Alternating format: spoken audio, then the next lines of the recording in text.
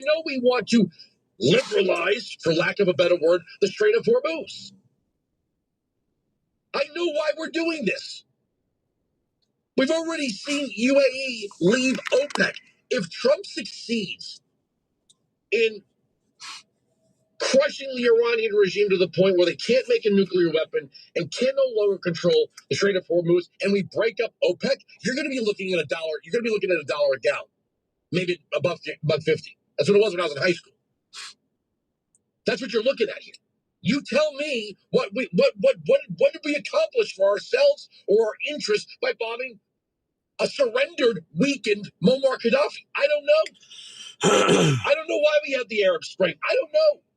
I can't even tell you that I understand one facet of the Obama-Biden foreign policy. Let's have a color revolution in Ukraine.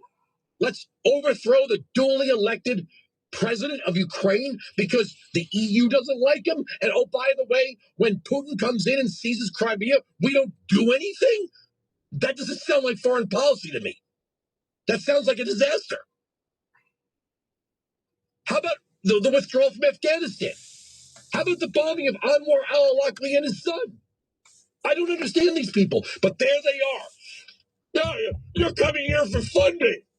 Yeah, that's part of having a Department of War. Let's see, who do we have here? Jeff, New York, you are on the Will Count Majority. Hello. Hello, Andrew. Yes, sir. Can you hear me? Just fine. Okay, yes. You've been talking recently about the wealth tax and whatnot, and I think it's such an insidious idea. I'm about to retire from my second career. I've been working since I was 16. I spent almost 22 years in the Army, then I'm finishing up 20 years as a Harley Davidson technician.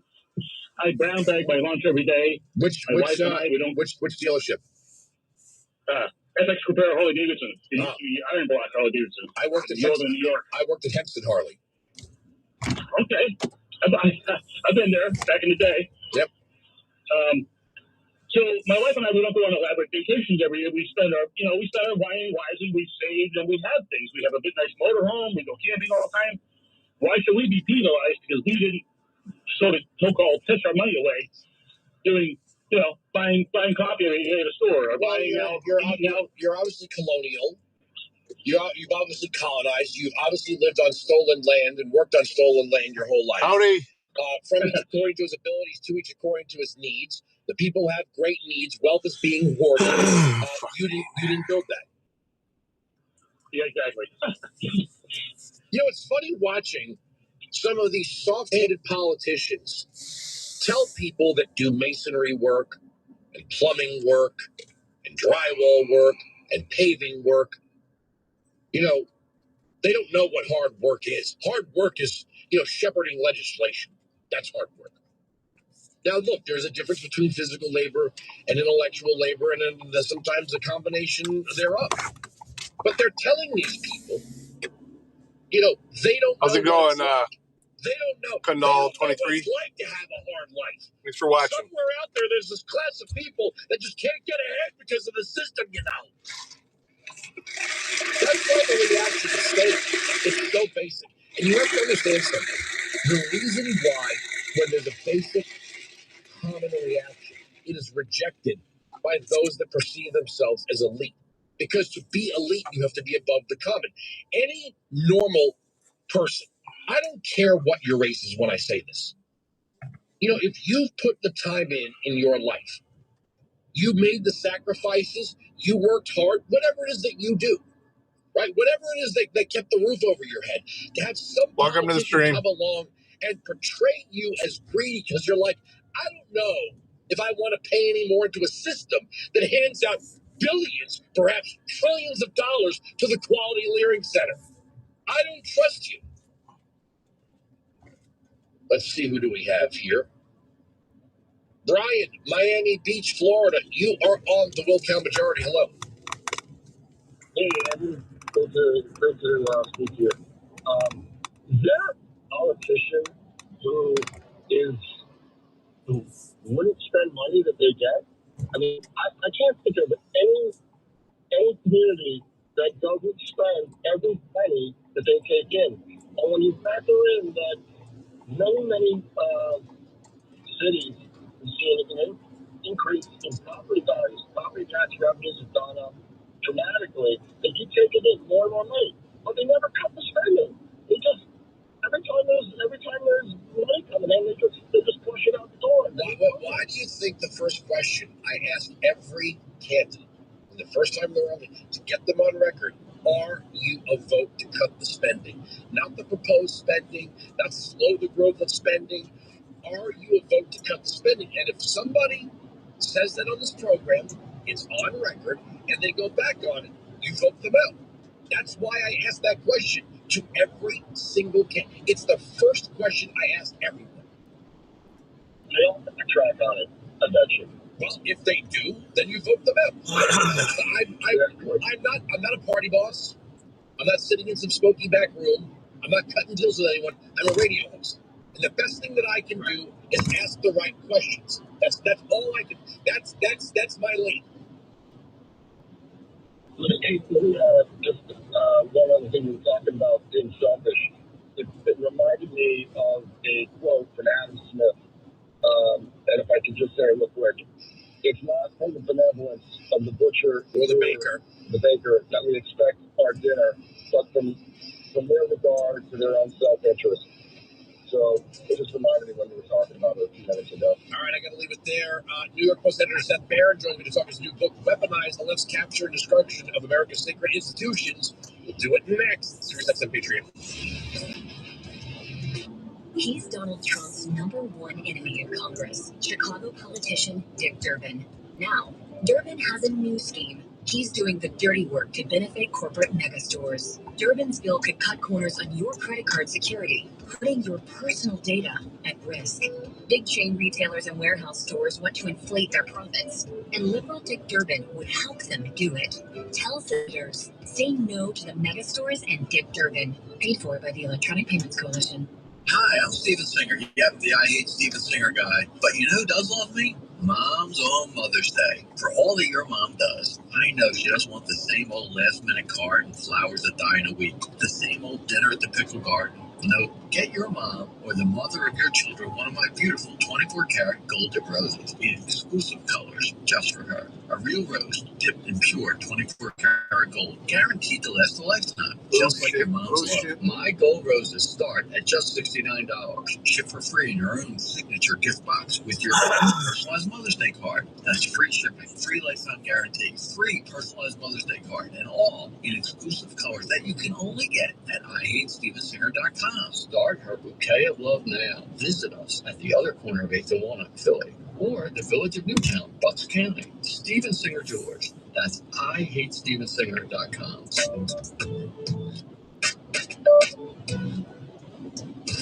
Got a backyard project or want to tame? For over 50 years, VP Racing Fuels has dominated racetracks around the world.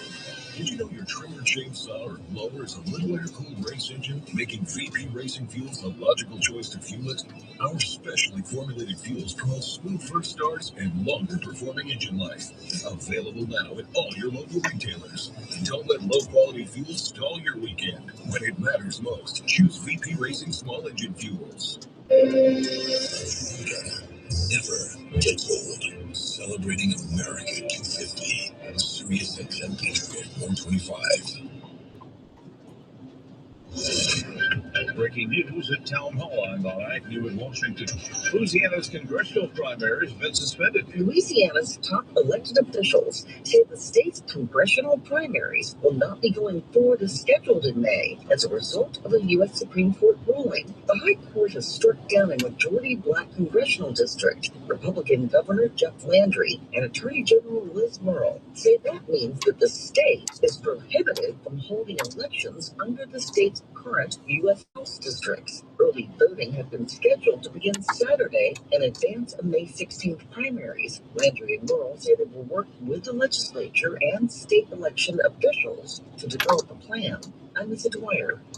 Iran's national real currency dropped to a record low this week, while the U.S. naval blockade has increased pressure on the country's already battered economy amid the ongoing war and a fragile ceasefire. Experts warn the real slide is likely to further fuel the inflation in a country where many imported goods, from food and medicine to electronics and raw materials, are affected by the state of the U.S. dollar. Right now, things are booming by comparison on Wall Street. The Dow is up by 689 points. The price of oil rises as the U.S. and Israel continue their war with Iran. The jump in price comes as stalled U.S.-Iran talks raise doubts over the reopening of the Strait of Hormuz and a permanent end to the war between the U.S., Israel, and Iran. Before the war began in late February, Brent crude was trading at around $70 per barrel. There's no clear path to ending the war, which is in its ninth week. Reports Thursday suggesting a possible escalation by President Trump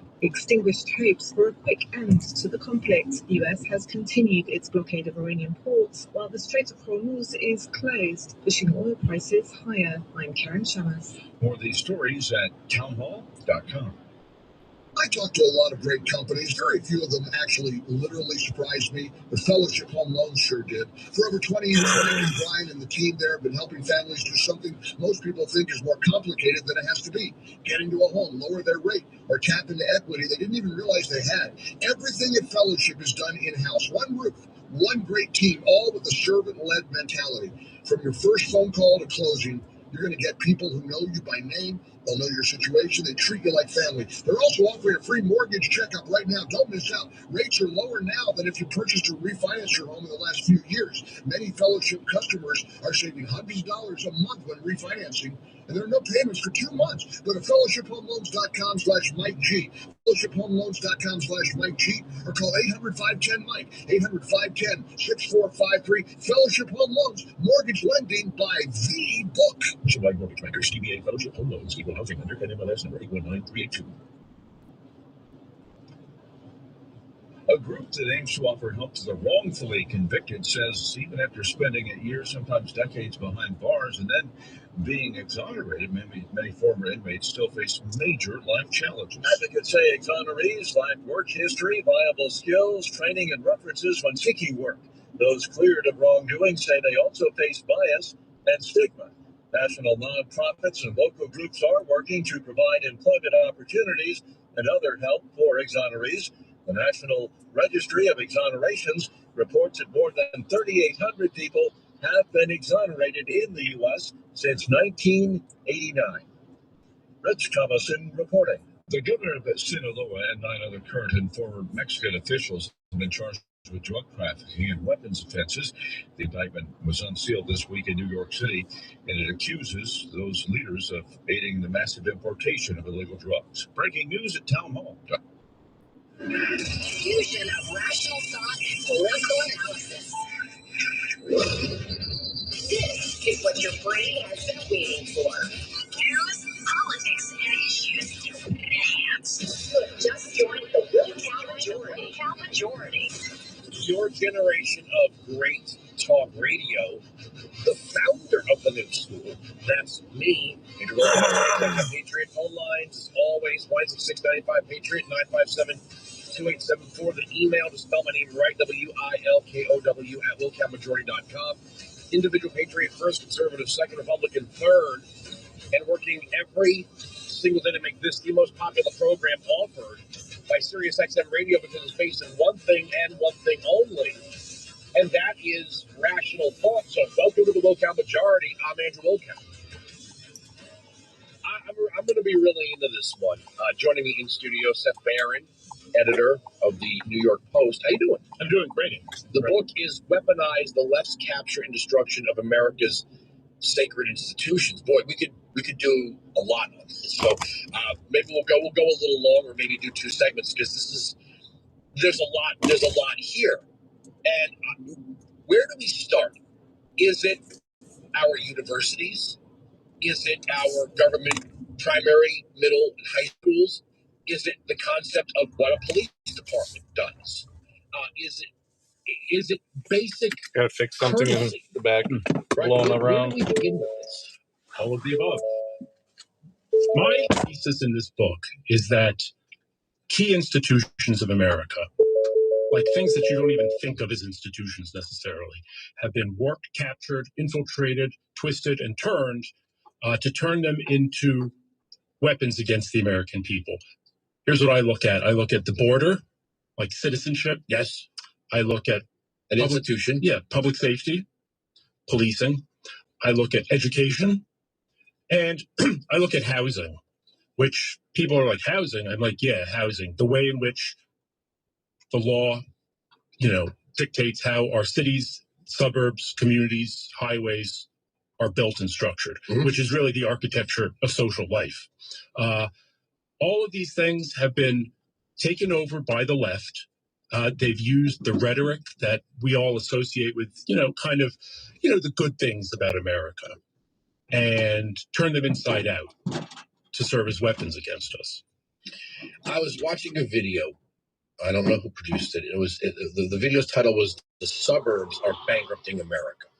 Yes. And I'm like, okay, well, really, if you look at what the suburbs are, they are the essence of the American dream. That, people are not going to be clustered into hamster cage size tenements. That the American dream is to have a home of your own, to have your castle, right? And I'm like, okay, I'm going to watch this. And the driver, the undergirding of this was that property in the suburbs, most specifically single-use businesses, don't provide as much tax revenue as cloistered, clustered shops that may have turned over 100 times in 100 years, like you might see on Queens Boulevard. And the essence of the video was essentially everything exists for the purpose of being taxed. Right. And that's not why we're here. That's not why we open a business or we buy a home. Taxes are what you might say is a necessary evil, but we don't see ourselves, or we're not supposed to see ourselves in the institution of citizenship, is first and foremost existing to provide something to the government. No, that's exactly right.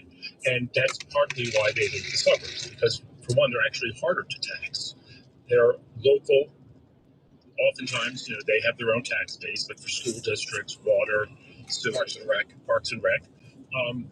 And I would say that a major part of what we've seen is this war on the suburbs. Suburbs are where people move when they want to raise a family, get married. Marriage and children are both tightly associated with conservative politics. The left loathes suburbs. They always have. Even the ones in the suburbs. Yes.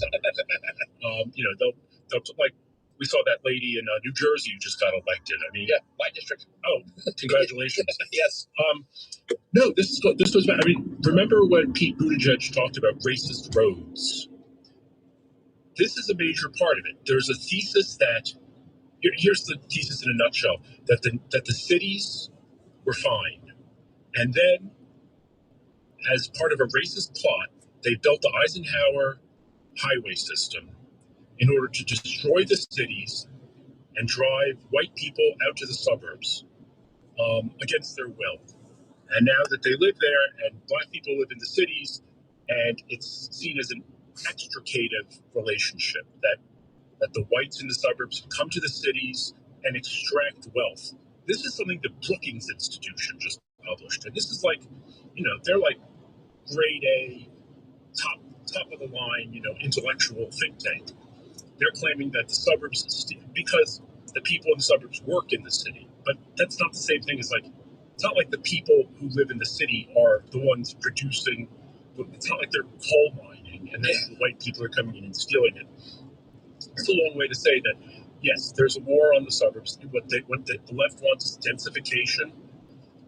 They promote this everywhere. They want affirmatively furthering fair housing. That's exactly right. Affirmatively furthering fair housing. Originally, the Fair Housing Act in the 60s was supposed to say, okay, you can't discriminate based on race when you're selling homes. I think we can all agree that that's a fair way to go about it. You shouldn't be allowed to not sell your house to a black person just because he's black. If he has the money, let him buy it. The Affirmatively Furthering Fair Housing Movement Act sought to impose economic diversity into communities all around the country. Now, economic diversity is not in the Constitution. That's something that the Obama people came. Oh, wait, let me jump in and just put a carrot in this.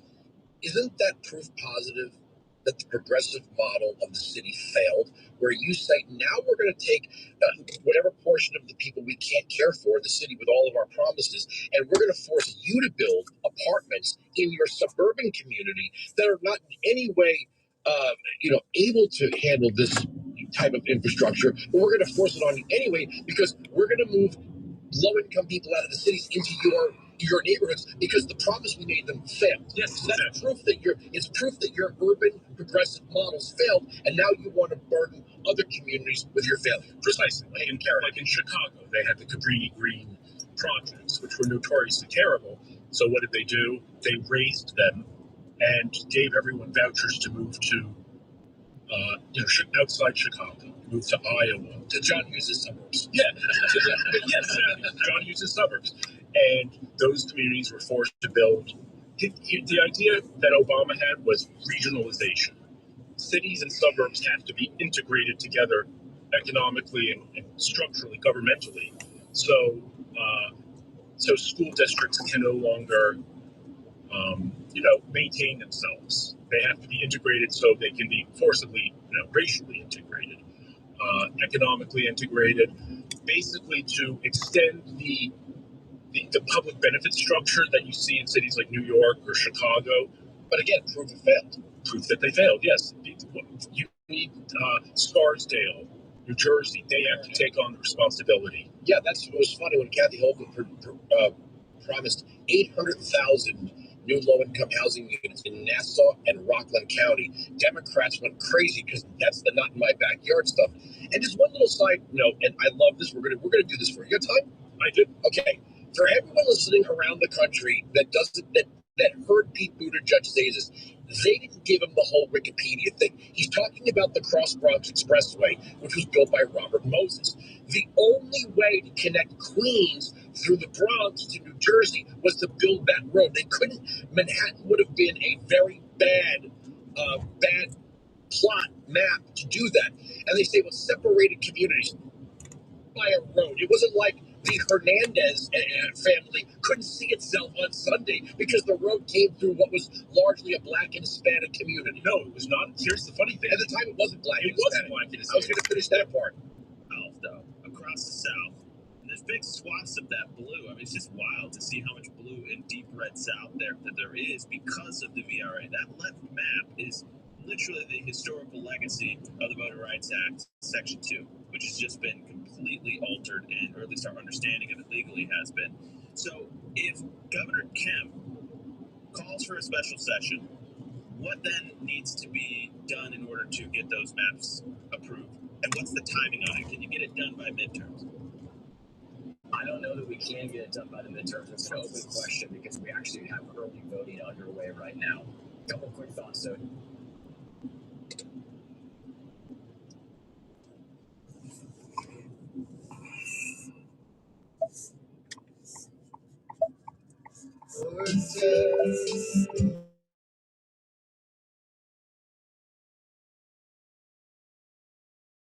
He didn't have much money. But Buttigieg made it sound like Exactly. right. And I said, back in the 1940s, it was white people riding the buses: Irish, Jewish, German, Russian, Polish. When Jones Beach was designed, New York City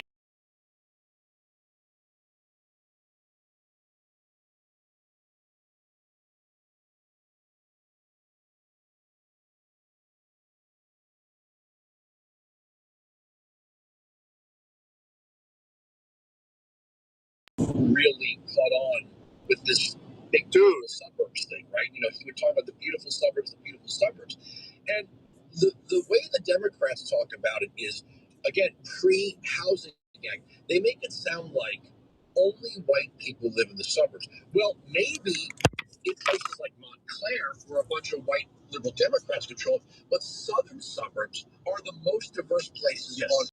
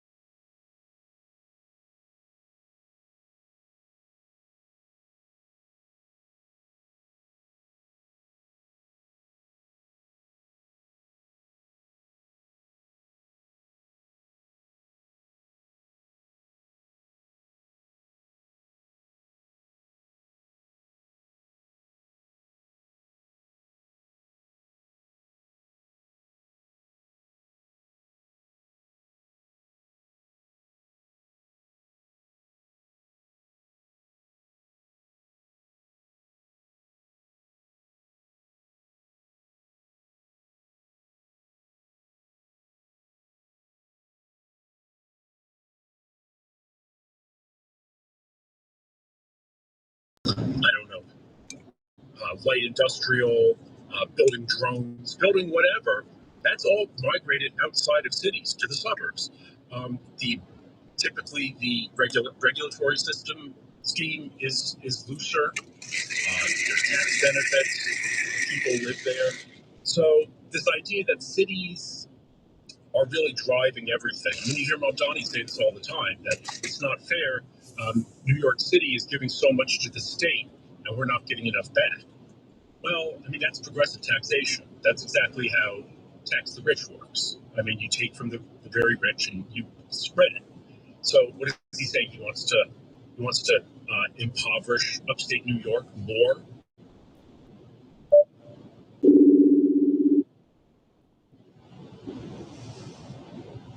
Hello. Hello. How was the doctor? Okay. What did they say? Nothing? Nothing. He started up the inDOCtriNATIONlive again. Started it up? Yeah. He said, I Or don't what, just like... I got another test I got to do. But he said he doesn't want to schedule me for a colonoscopy until next year. Okay. Okay. Sounds fine with me. Yeah. Heading to Defiance now. Jeremiah's still messaging me like he's the boss still. So, who knows? How was your blood pressure? That was all right. A little bit high, Okay. but not super Yeah. high. Yeah. He's like, "You been taking your medicine?" I said, "I took it this morning." He's like, I'm not gonna renew it. If you're not gonna take it, I'm not gonna renew it. I said, okay. I said, it's a little bit, it's like 130 over 80. It's not super high. Yeah. So mine's always been a little bit elevated, even when I was in the Army, and in shape. But Oh, nothing. I'm just listening. oh, you're shaking your head though. Oh. You're still doing it. I don't know if I'm just listening to you. All right, well, that's about it. So, and then they did blood and everything there, so Okay. I didn't have to drive up to Toledo. So, but now I'm cutting across the countryside to Defiance just to. Well, Jeremiah needs to look at some cameras. He goes, I need access, and I need the cameras connected to the cloud. I'm like, they are connected to the cloud. I said, I told you that me and Josh reviewed it last time. Yeah. So, probably just send him the file. It's like, here, you can review it. It's easier to review on your laptop anyway. Yeah. Right. Well, Vital Health called me for a second interview for that marketing thing. And she's like, okay, well, I'm going to send you an email with all the information. And then we have a small project for you to do before you come. Yeah, small project, my ass. Like, so hold on. Let me pull it up. It's fucking ridiculous. Wait, hold on. It's wrong email. So they basically want you to work for no money? Yeah, dude, it's fucking stupid. Okay.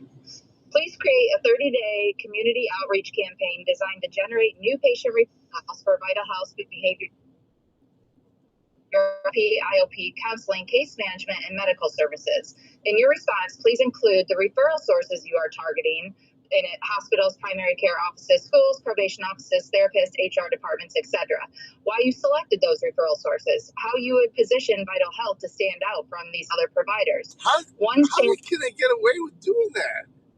Yeah, hold on. One sample of a marketing piece, such as a flyer, social media post, referral packet cover, or event booth concept. A simple step-by-step referral flow showing how a referral moves from initial contact to completed admission, including a follow-up with referral source. If given $5,000 monthly outreach budget, a brief explanation of how you would allocate the funds and how you would measure success.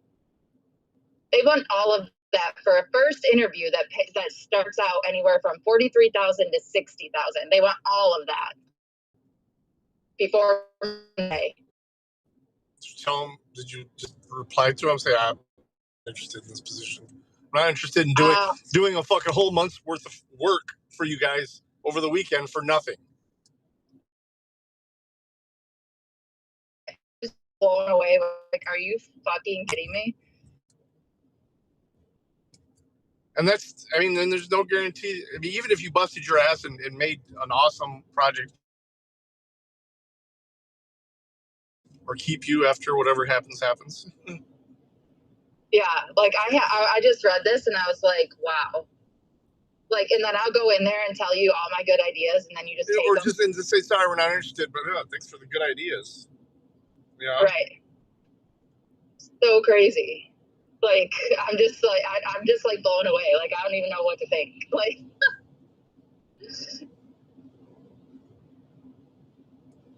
That's nuts. a whole 30 has day plan.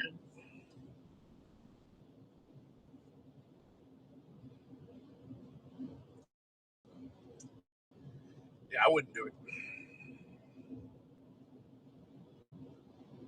I mean, wasn't that the place where there was the other spot that you thought was an even better spot anyway?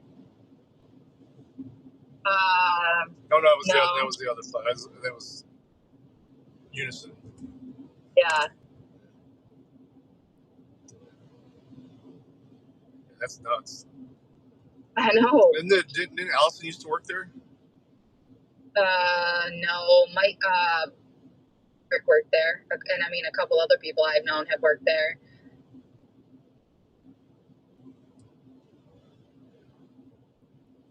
All right. Well, no. Yeah, I don't know. I wouldn't do it. I don't know. If you want to do it, go ahead. I don't know. I don't know what I'm gonna do. Yeah, it sounds like a scheme almost to get your ideas. I know, it's crazy. I'm sorry, we went with someone else. Thanks for all the free spitballing. Well, and it's just kind of difficult too, because like, you know, like what makes Vital House stand out from other providers, and like a sample of the marketing, like all this stuff. Like, I don't even work for you yet. A lot of this stuff I don't even fucking know.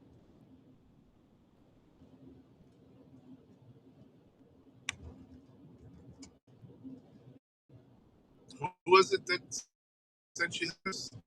Or was it?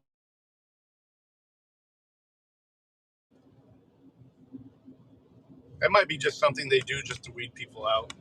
Maybe they're like, we're not interested, or let's see if she actually does this. Yeah. I don't know. It just seems very weird. I know. You set up your budget, everything. Oh my god, it seems very weird. I know.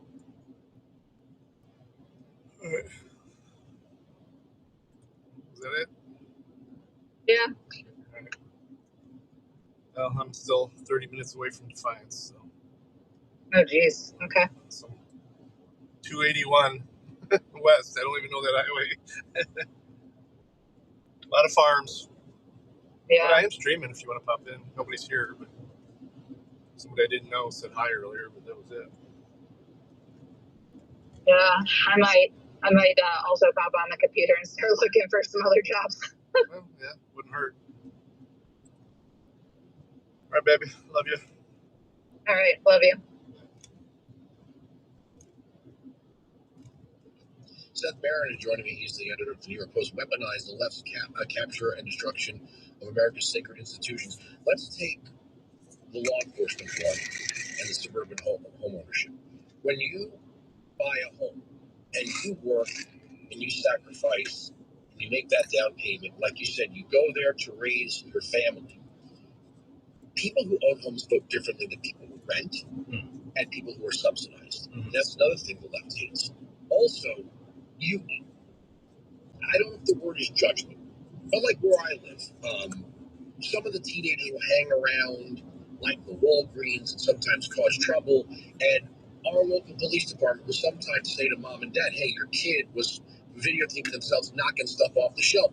And when the parent hears that, hey, what do you think you're doing? You know, we live in this community. I'm a member of this community, kid. You know, we have different expectations in our relationship with courtesy, private property, the rule of law enforcement, right? If your kid gets brought home by the cops, you're kind of embarrassed. In the cities, you start making signs and a bullhorn and you protest the cops. If my kid ever got caught, which 99% I'm assuming not going to happen, if my kid was seen on camera, wilding through a store, robbing the Walgreens or the CVS, my kid would be in real trouble. But in other communities, it seems like, well, the police are crying. Brandon Johnson talks about this. Don't call them riots or street neighborhoods. It's youth gatherings. Sir, they're robbing a convenience store. 100 kids run in and rob the shelves. Why would anyone on the left want that, to destroy that institution? Nobody would vote for that. Nobody wants that. But in the suburbs, it's less tolerated, right? It's less tolerated in the suburbs. It's funny you brought up Brandon Johnson. When he came, the first thing he did when he became mayor is he said his predecessor had something called Accountability Mondays, where they would get together. Yeah, I mean, say what you will about her. She was better than Brandon Johnson. Accountability Mondays, they would get together and look over all the crime that happened over the weekend. And Chicago gets pretty bloody, and they would figure out, which precinct captain and who is responsible for this, and we've got to deal with this. Brandon Johnson eliminated Accountability Mondays. He said accountability is not really a question of the individual, it's societal. It's society's fault. We have to think about the root causes of what causes crime. So, we have to talk about schools. We have to talk about after-school activities. We have to talk about better housing, better nutrition, more health. If everything was just free, we wouldn't have any problem. Exactly. At the same time, we're going to run businesses out. Precisely. As far as, what you talked about, how people who own homes vote differently, there's something called the home voter hypothesis, which is that, people who own homes are going to vote to protect their property. The left hates this. All Linsky rules are radicals. Yeah, they hate this. So undoing the power of the home voter is how they've changed the way zoning works, by bringing zoning decisions up from the local community up to the state and even to the federal, where the state can now say, in certain jurisdictions, New York is doing it. Jersey's doing it. Coalition of Affordable Housing Laws. Yeah. You have to put in this kind of housing. Even in New York City, council members used to be able to veto projects in their district if the neighborhood didn't like it, if the community didn't like it. No more. We're seeing this around the country, forcing cities to allow basically high rises or large construction in areas that maybe it's not appropriate for. Affordable housing, which basically is affordable housing means subsidized housing. So you're bringing in people who are dependent on the state or on other people who are paying higher rents to house them. So this is all part of a broad project. One way I like to think about housing is compared to the national question, which is borders. And both are the same thing, really, because the same impulse is you don't get to decide who lives here. You don't get to decide what your community is like. So if we're going to bring in 40 million illegal aliens and allow them to come across the border, listen, you don't have anything to say about it. We're just going to do it. And then good luck getting rid of them. Similarly, the YIMBY movement, yes in my backyard, it's really yes in your backyard, says you don't get to decide if there's a public housing complex like next to your ball field. You don't get to decide if your school is going to all of a sudden have 30% more kids and half of them need special ed. This is all decided on another level by experts. This is the essence of my book, how using the rhetoric of the American dream, fairness, equality, justice, they have perverted, essentially, how America works. All right, let's take a break. You want to grab another second? Sure. Okay. In short, though, did this happen because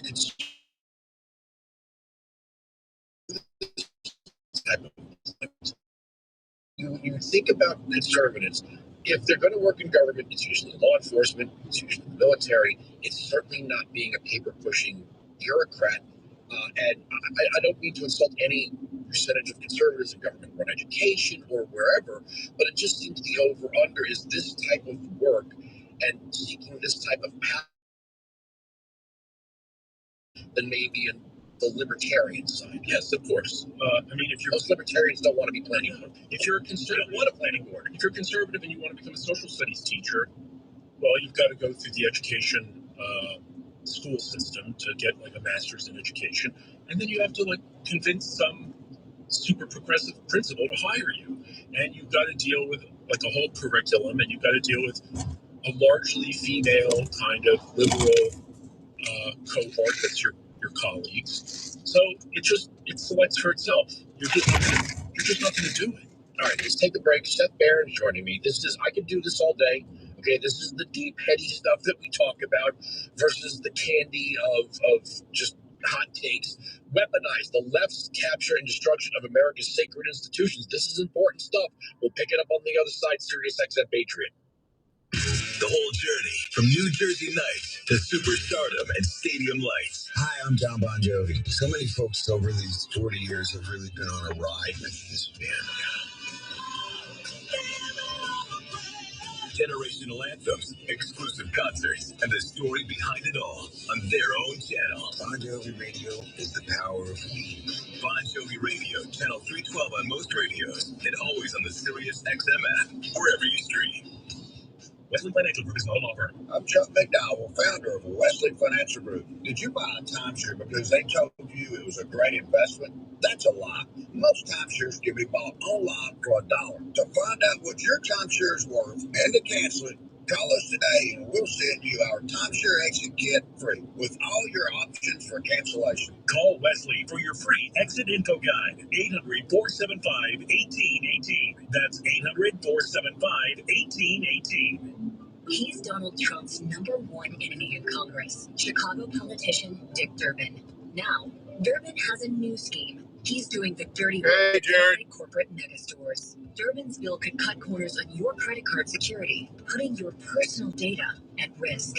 Big chain retailers and warehouse stores want to inflate their profits, and liberal Dick Durbin would help them do it. Tell senators, say no to the megastores and Dick Durbin. Paid for by the Electronic Payments Coalition. We all hear the radio ads about the IRS. They tell you to be afraid, to be scared, and they try to frighten you into calling. I'm not here to do that. Tax Relief Advocates is different. TRA is here to tell you that if you owe money to the IRS, whether it's $5,000, $50,000, or $500,000, we have a solution. It doesn't matter if you're sitting in your car, at work, or with your kids. No matter where you are, call now. 800-575-4181. Don't lose hope. TRA can eliminate or reduce what you owe to the IRS. Generous programs are now available that can give you a fresh start. Our passion is taxes and helping individuals fix their IRS problems. We have over 1,000 5-star reviews on Google and an A+ with the Better Business Bureau. You don't need to be afraid of the IRS any longer. End your tax nightmare today by visiting us online at TRA.com or call 800-575-4181. That's 800-575-4181. Tax Relief Advocates. Real solutions for real people. Hi, I'm Joe Perillo with JoePerillo.com. I'd like to tell you about Perillo Collision. The Perillo Collision staff are trained and insured to repair Bentleys, Rolls-Royce, Lamborghinis, or any other high-end luxury vehicles. We service accidents from all over the country. Maintain your luxury vehicle's warranty with our professional team. Visit JoePerillo.com. That's JoePerillo.com. That's JoePerillo and click on Perillo Collision or call us at 312-BMW 1111. David Webb, what freedom means to me, it's about us. Our founding fathers gave us we the people. We're not disconnected from each other. We share universal common sense values that really make us a better society. When I talk about freedom, I also ask the question, what is freedom to you? The David Webb Show, weekdays from 9 a.m. to noon Eastern on Sirius XM Patriot. Never get old. Crazy Uncle's favorite radio show. Welcome, Jordan. Like I said, we could do this all day. For you guys that never met each other, this has been pretty good. Let's focus on one other thing. I don't want to go too long. The idea of an elite class, a technocratic class that says, look, thinking gives you wrinkles, right? From the Simpsons, like thinking gives you wrinkles, Malibu Stacy. Why should you think for yourself? Let us decide healthcare. Let us decide housing. Let us, play AI community maker, Forge of Empires or whatever, and you'll just pay us rent. Yes.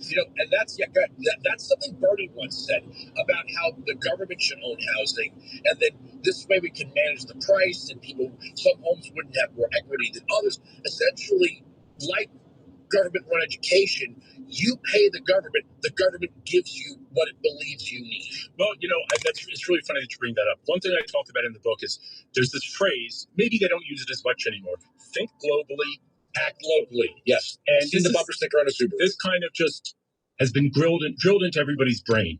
But if you think about what it means, it's saying, don't think about what's in front of your face and what you see every day as the way to construct your vision of reality. Think globally. We'll tell you what to think. Climate change is a major problem. You don't see it, but trust us, it's there. Racial violence against Black people is a major problem. You might not see it, but it's there. So what you're supposed to do is accept someone else's vision of the world and then act locally. My point in the book is, no, how about think locally, act locally. I encourage people to look at what's going on in their communities and act on that. It's too hard to, at this point, it's going to be very hard for the conservatives. Is that designed to make you think that you're not smart enough to conceptualize all that? And they're the end goal. Those people know they're the smart people.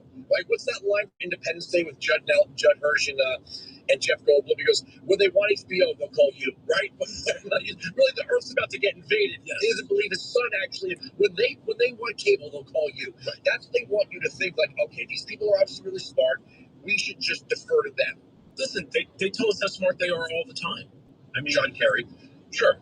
There's no question about it. You're supposed to just listen to them, vote the right way, do what they say.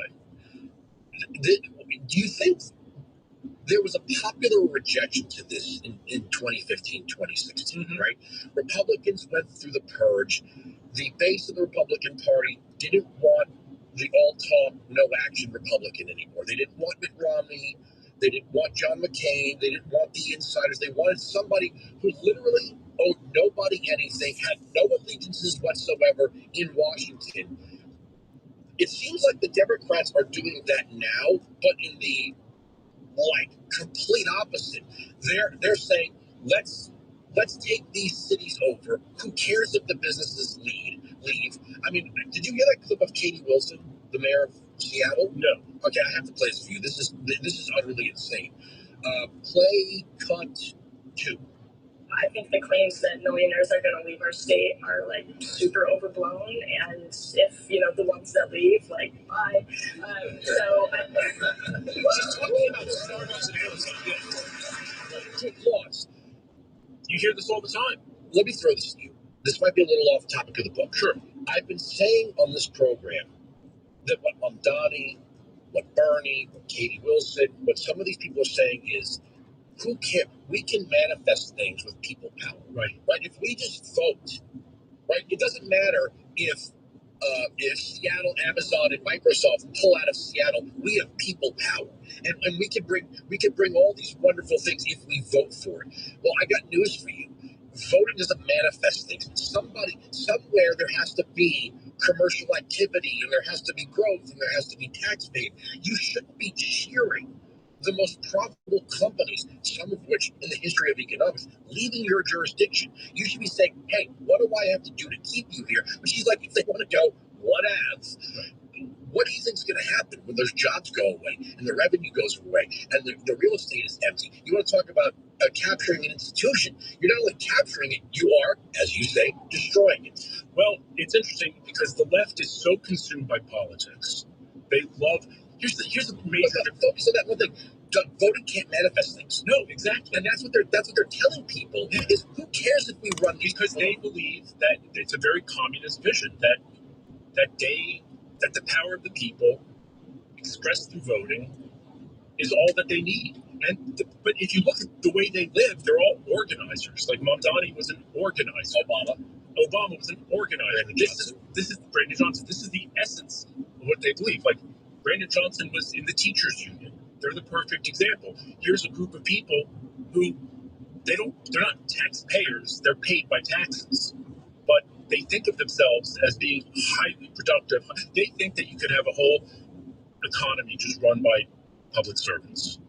What about people? There was a study by the Chicago Tribune, and it was years ago, but I'm sure it hasn't changed. 40% of Chicago public school officials send their own children to private school. Okay.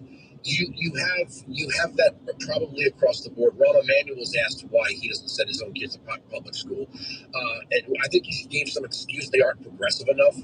Oh, really? That's the problem.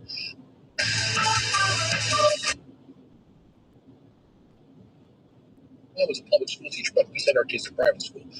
That when you have people that advocate for a government-run system that also work to ensure that there's a separate system for themselves, right? I've always said nobody who believes in single payer is going to wait online. They don't in Europe, they don't in Canada.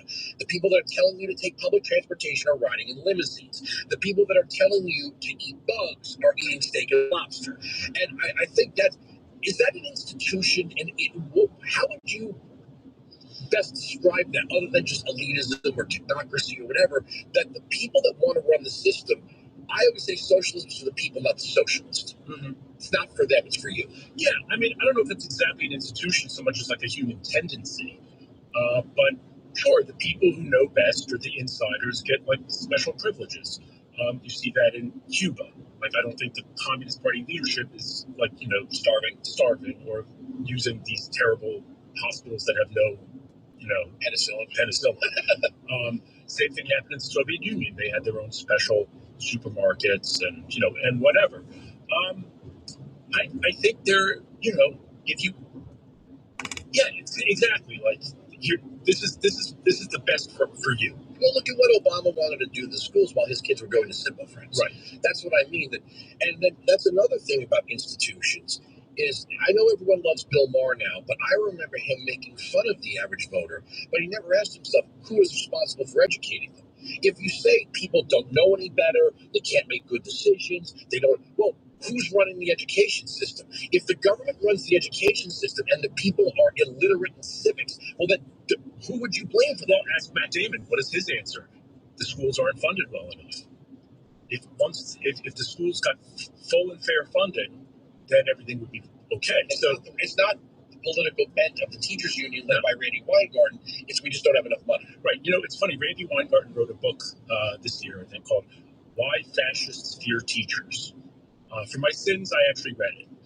And at one point, she says, public education provides four things. One, it educates.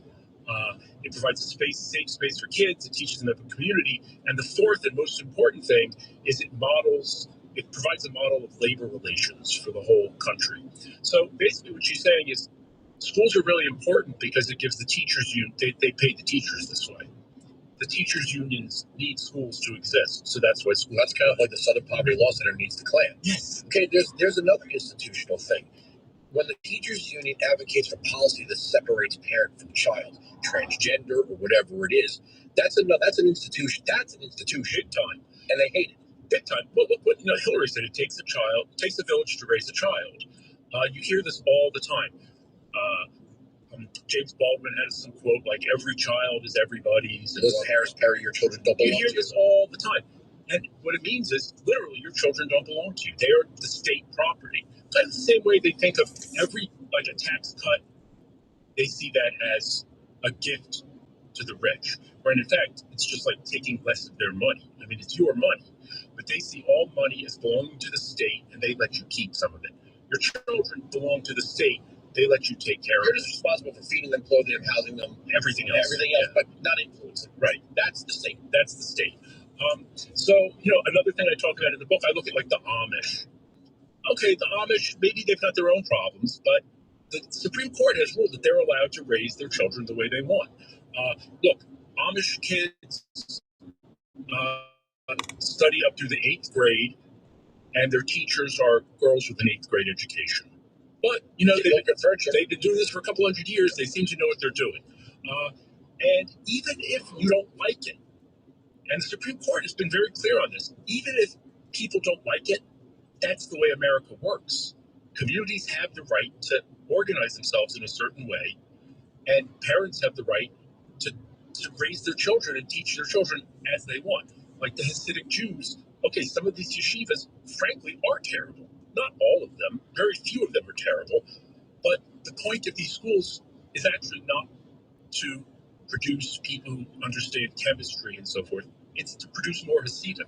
Now, that may sound like a perverse thing to do, or a perverse way, and it's a small minority. The problem is when you have the welfare aspect of it. Okay, but even so, look at the kids who go to public schools. You still have the welfare aspect of it. It's true. So yes, it's true that some of these yeshivas score very poorly on the standardized tests, but they're not even trying to score well on the standardized tests, whereas the public schools are trying to score well on the standardized tests and totally fail. Well, if you have a guy like Jamal Bowman who doesn't know what a fire alarm is, that might be the problem. Right. Well, there you go. Mr. Principal. So I'm not advocating for everybody to, pull their kids out of school and just not educate them. But I'm saying that America, the basis of America is liberty. And you're going to have these outlier cases that test the rest of our tolerance for it. But the Amish aren't asking anything from you.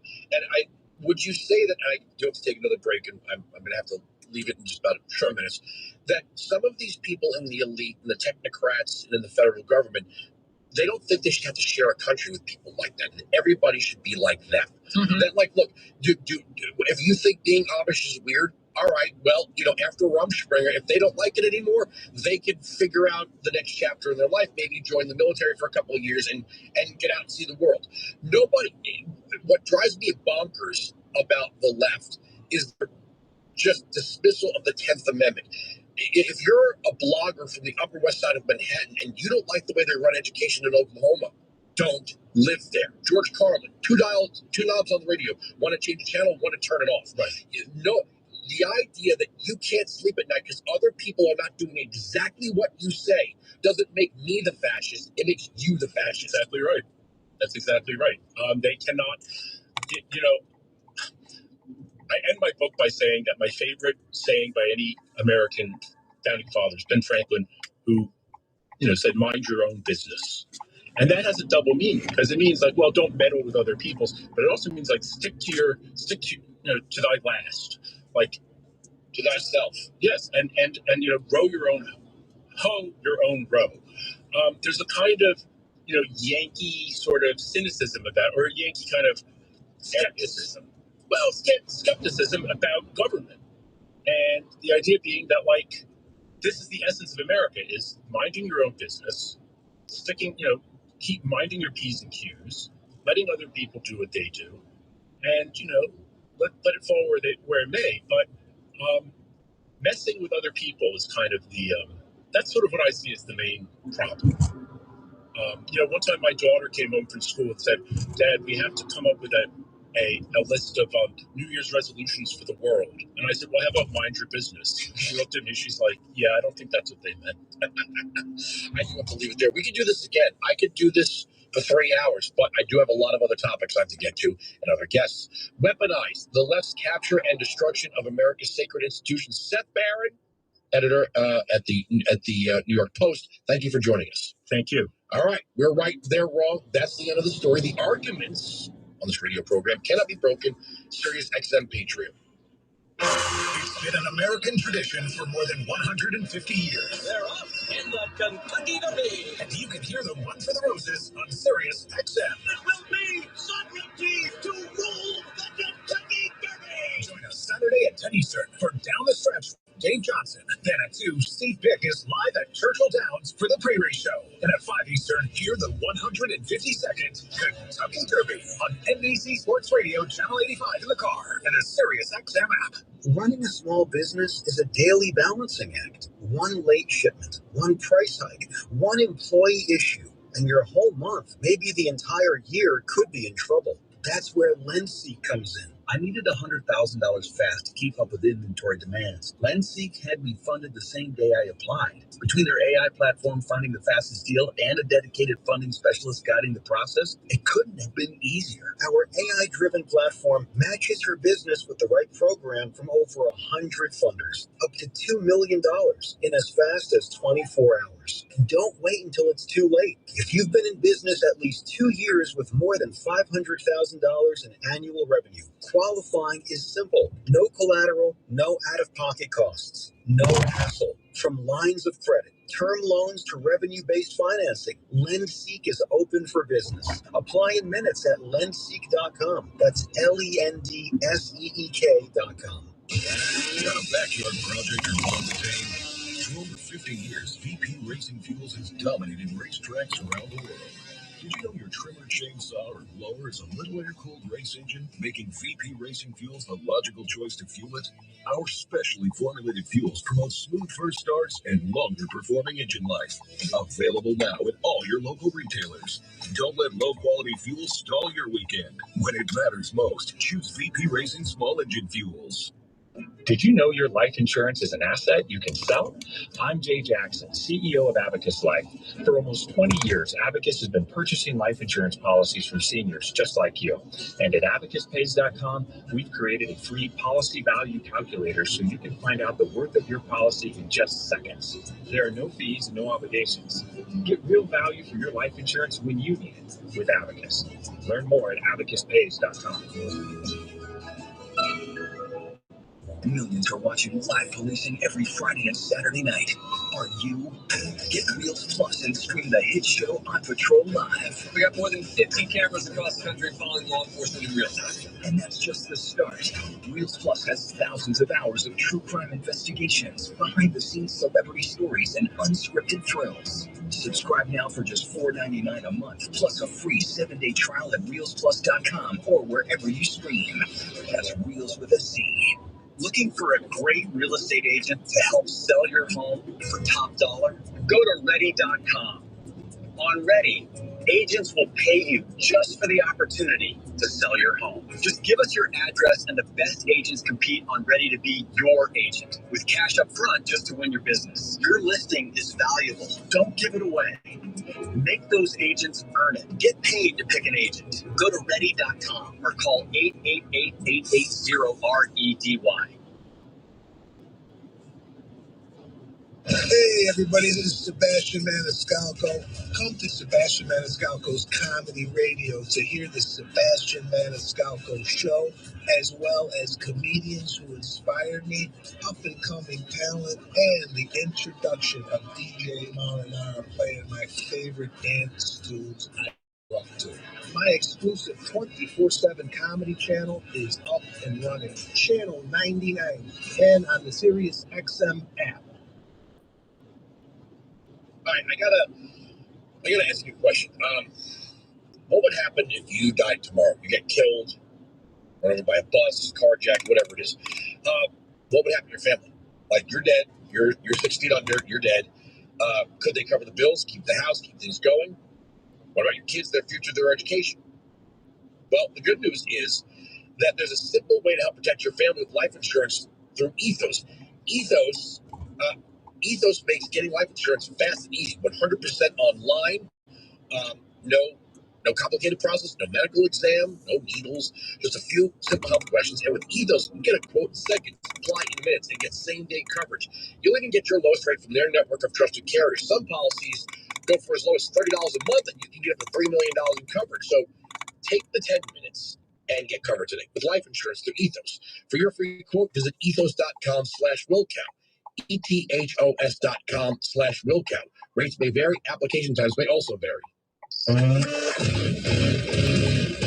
listening to the Willcow Majority with Andrew Willcow. He's all talk.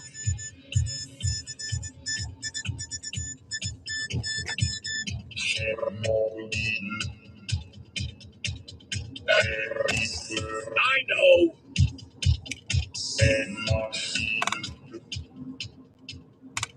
That gets very professorial, but it's very important stuff.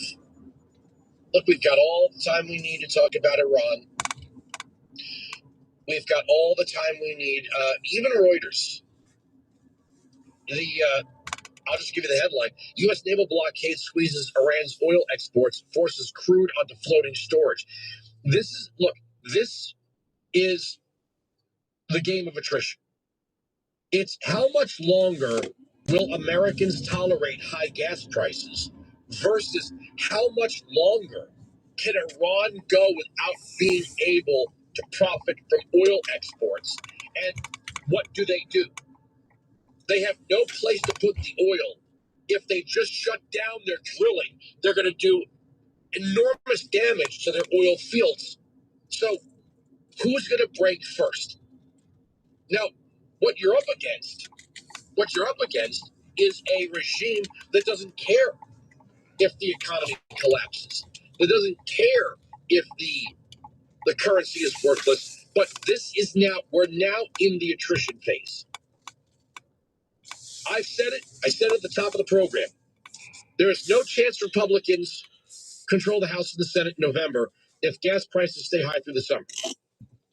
So this has to end soon. There's also no chance the Iranian economy can continue to survive with a naval blockade of their oil exports. So Trump has a window here. Okay, I'll be right back, guys. I would essentially say this had better be over by Memorial Day, the unofficial start of summer. So there's about a month. He's got about a month before. See, now this is the problem with the Democrats. Just like impeaching him to impeach him, just like indicting him to indict him, the Democrats, unfortunately, would vote to end the naval blockade just to deliver failure to Trump, even if it means all of the time spent, all of the efforts previous, everything for 47 years to prevent Iran from getting a nuclear weapon would be all for naught. Just to have Trump fail, they would do that. That's how pathetic Democrats are. 16695 Patriot 957-2874. Amy, Kentucky, you are on the Will Count Majority going on 20 years. Hello. Hello. Going once. Going twice. All right. Michael, Florida, you are on the Will Count Majority. Hello. Hey, Andrew, I just wanted to let you know first, I've actually been listening to you since day one. Well, thank I you. have a lifetime subscription. Oh. Yeah. Hopefully you got it at a good Hopefully you got it at a good price back then. I get the lifetime subscription. It was like, back then it was like $450 or something, but I bought two, one for me and now my ex-wife, but I gave that to my son. But when I bought it was 3, and now he's 23 and he listens to you every day as well. Wow. Okay, cool. Thank you. Yeah, you're welcome. Yeah. So I know it's been a while because you had your guest on, and I wanted to touch on the wealth tax thing. You said something earlier, over an hour ago now, about 2% of the people paying 52% of the tax, and then the other 98% paying 48%. But of that 98%, 20% of those people don't pay any tax, and that 20% is probably using 90% of what the taxes are actually paying for. That 2%. They're not using the public parks and the libraries and the public schools and, the buses and the trains. And Democrats and progressives will like to say that, everybody needs a helping hand at some point in their life, and maybe that's true. But the vast majority of people in these big cities that use welfare and use the public support systems use it for life. That's why they stay in those cities, because that's the only way that they get by. So those 2% of the people paying half of the taxes are literally just there to support the lifestyle of hundreds of thousands of people, and they get absolutely nothing out of it. And if they wanted to teach, because you've said this before, right? I've been hearing you say this for a long time. Liberal policies are so good they have to be mandatory. And when, what's her name, Hochul said, about going down to Palm Beach and taxing everybody there, that's proof that their way and their policies don't work, because if people choose, and they have the right to choose, to take their money elsewhere, everything about their way of life breaks down. That is a very good point. If you're picking up what he's putting down, that the 2% don't use 52% of the services, and they don't get any breaks or any incentives. But the other 98 that allegedly would be responsible for the 48% of the budget, half of those people aren't paying anything. So what you've identified though is where the middle class burden is, right? Like if you're paying Exactly. that yes, 2%, the super rich are paying the majority, but the people that are in that other category are sharing that category with people who pay nothing.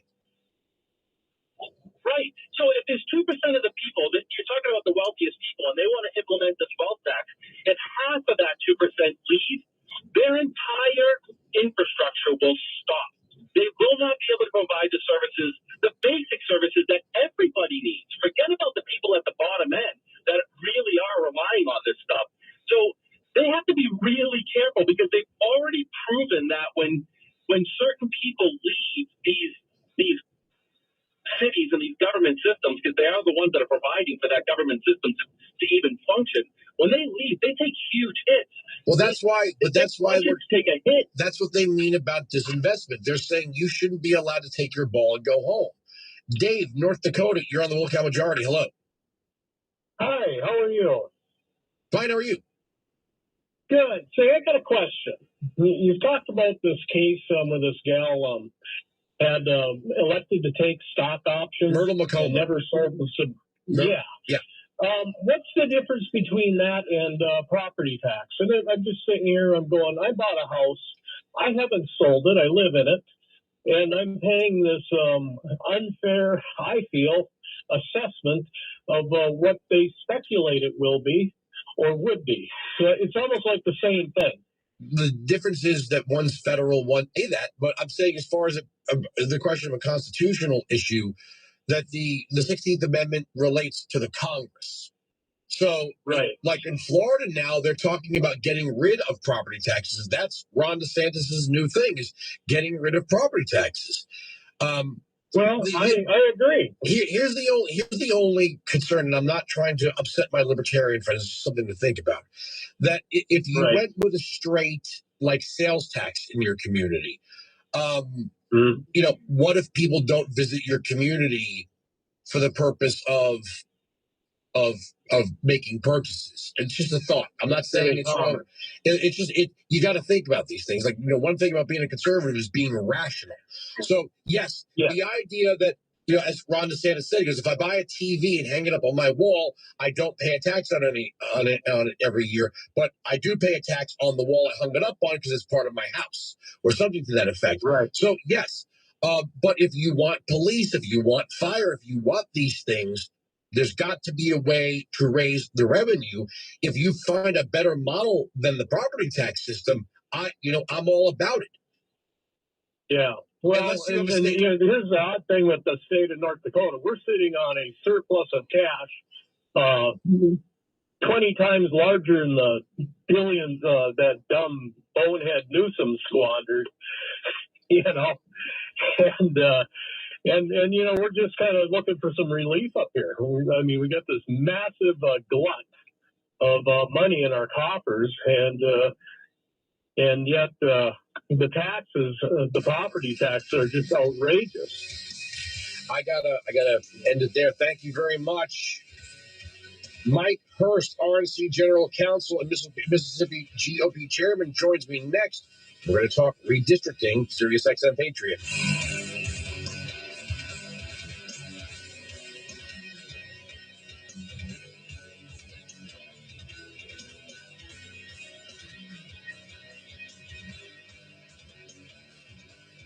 Gas prices are killing your budget. Groceries cost more than ever, and your credit card debt just keeps on growing. If you owe $10,000 or more in credit card debt, DebtBlue has urgent news for you. JetBlue is now notifying consumers about debt relief options that could eliminate a large portion of your credit card debt. No bankruptcy, no consolidation loan. You may only pay back a fraction of what you owe. Even with bad credit, JetBlue has already helped hundreds of thousands of Americans break free from crushing debt. So whether you owe $10,000 or $100,000, relief may be available right now. But you must act every day you wait. The interest grows. Call JetBlue right now at 800-200-2603.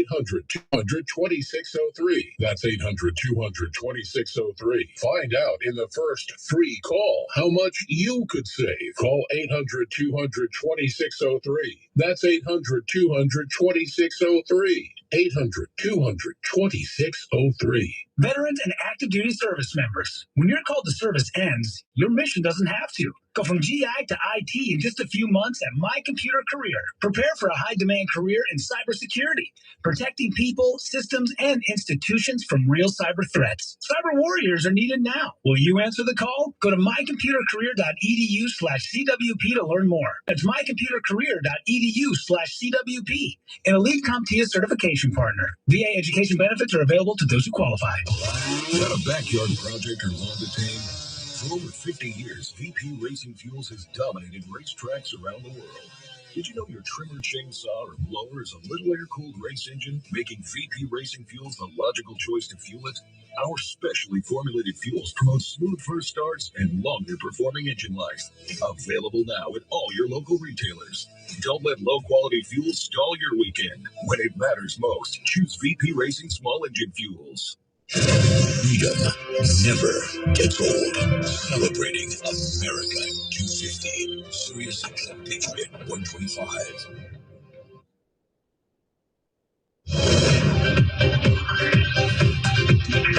Breaking news at Town Hall. I'm Bob Agnew in Washington.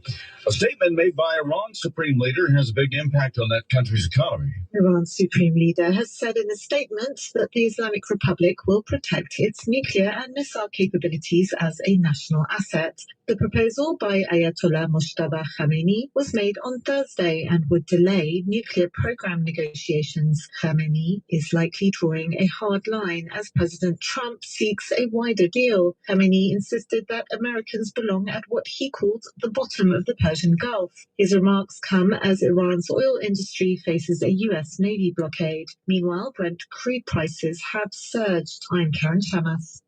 And despite the surge in Brent crude prices, the stock's doing well on Wall Street today. The Dow right now is up by 749 points. The NASDAQ up by 189, and the S&P 500 up by about 54 points at this hour. Iran's national real currency dropped to a record low this week, while the U.S. naval blockade has increased pressure on its already battered economy.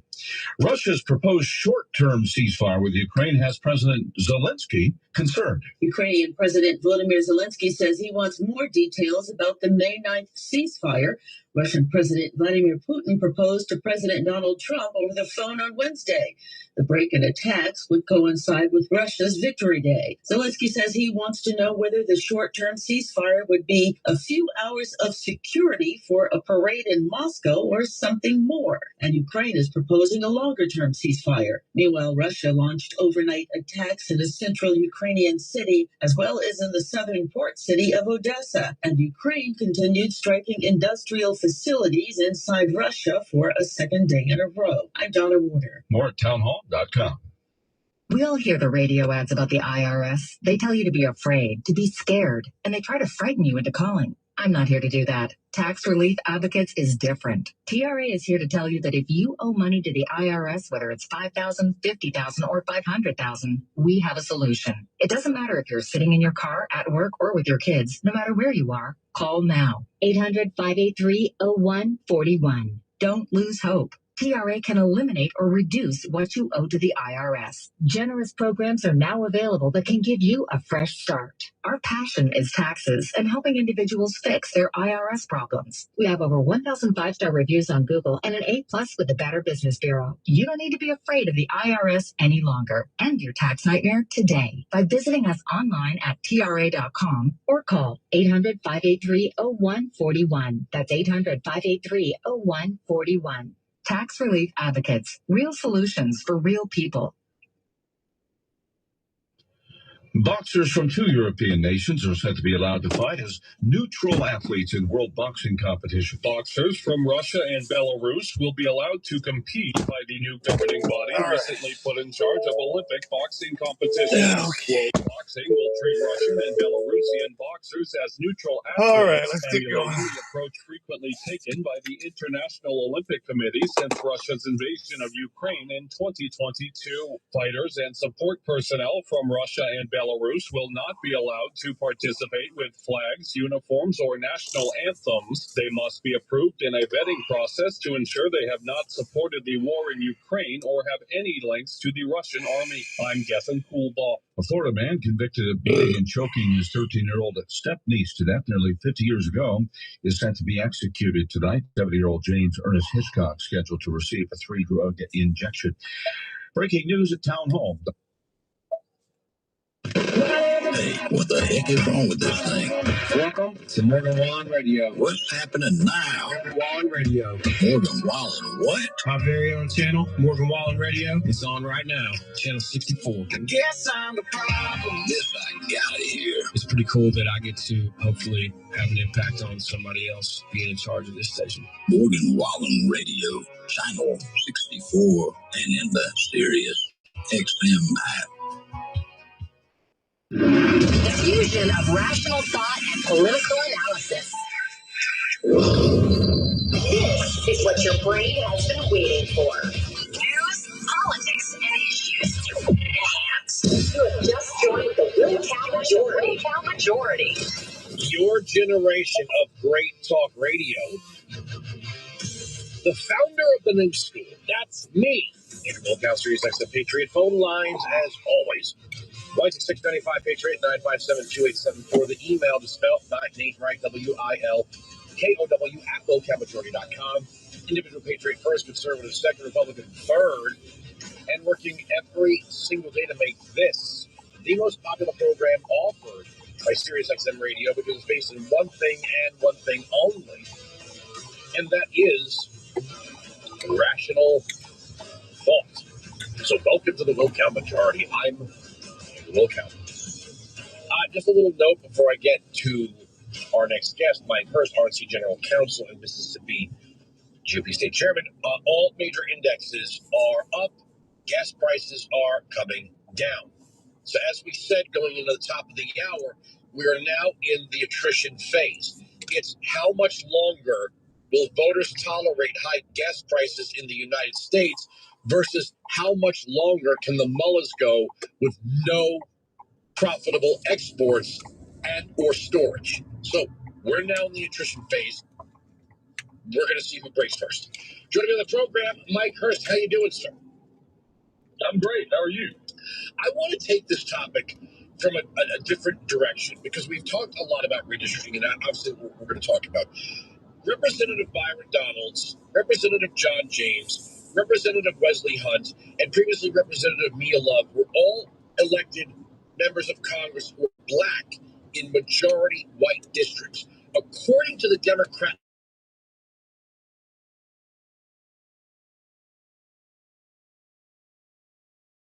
by the United States Supreme Court delay verifies that we as an American people believe in color blindness. You know,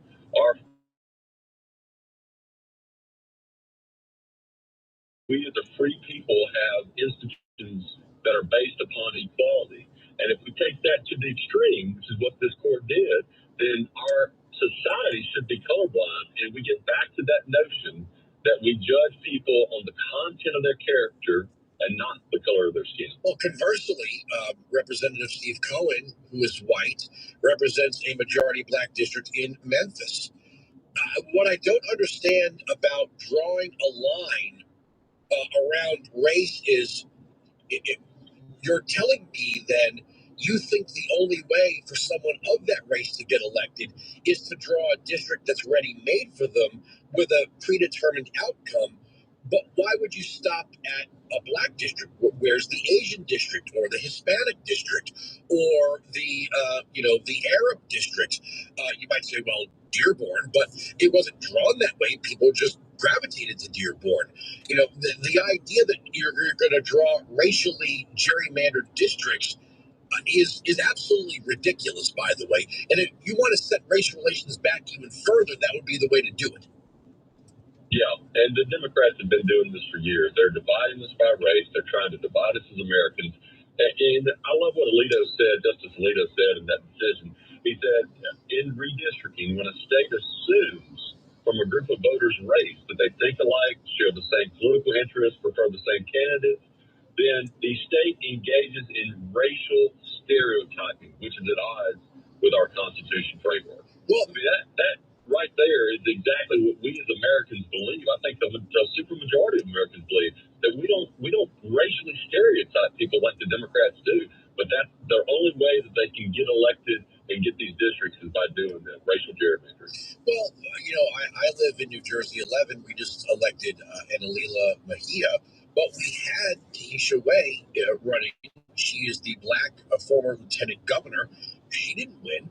It seems like if you're a black Republican, you're better off. I think Republicans, what I'm saying, seem to have a better track record of white Republicans voting for black members than maybe white Democrats when they're in the majority. Well, and the Supreme Court also said that while the Voting Rights Act had a purpose in the 1960s to address certain things, those purposes are not present today. I'll give you a perfect example. In DeSoto County, Mississippi, up near the Memphis border that we just talked about, one of our wealthiest, most, one of our greatest counties in the state, they elected 2 years ago an African-American sheriff by almost 63% of the vote. And they didn't elect him because of his race. They elected him because he's a Republican. That's what we as Americans do. We look at what you stand for, what your values are, what your principles are, and that's what we, at least in the Republican Party, that's what we push is what do you hold dear? What are you going to do in office? That matters. And unfortunately, the Democrats still focus on race. Didn't you have a case 20 years ago with a guy named Ike Brown? We did, Knoxville County, Mississippi. That is correct. And that went all the way to the Supreme Court, didn't it? I remember being a federal prosecutor in Jackson, and I remember walking in and watching the attorneys from the U.S. Department of Justice come down to Mississippi and try that case. And he was the only African American, to my knowledge, that has ever been prosecuted by the Department of Justice for discriminating against white people in this country. So he was violating the Voting Rights Act, is what you're saying? He was violating the Voting Rights Act as a Democrat, as an African American. Okay, so the problem is that modern day Republicans is what you're saying.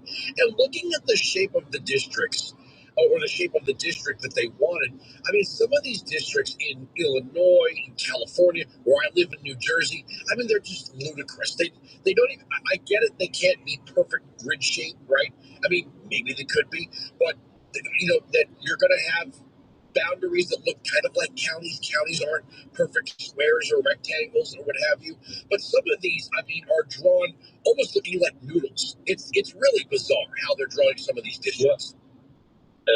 And I would encourage your listeners to pull up the I'm doing air quotes for you right now, the new congressional maps in the Commonwealth of Virginia, because that's the best example. The lobster mandarin, that's the term being used now, because the Democrats in Virginia have unconstitutionally drawn new maps for the congressional seats, and one, I'm not making this up, is in the shape of a lobster.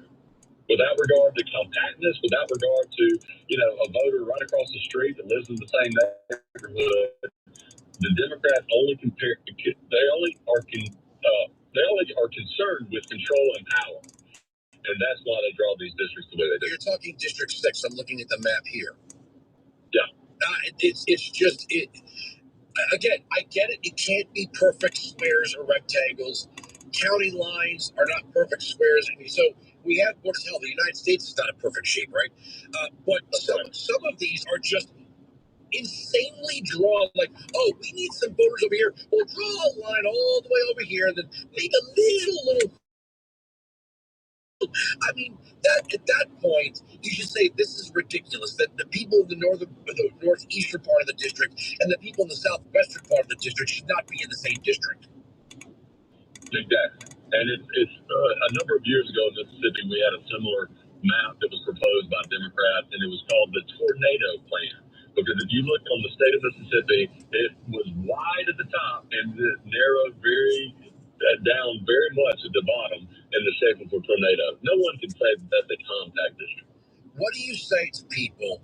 I mean, Obama's out there saying it, Kamala Harris is out there saying it, Eric Holder's out there saying it. This is undoing the Voting Rights Act. No, it's not. It's actually enforcing it. Absolutely. It actually is a great textualist and originalist opinion, because what the justices do is they go back not only to the text, the actual statute that is the Voting Rights Act, but they go back to the 15th Amendment to address, the Voting Rights Act was passed to enforce the 15th Amendment. And this is what we expect our courts to do.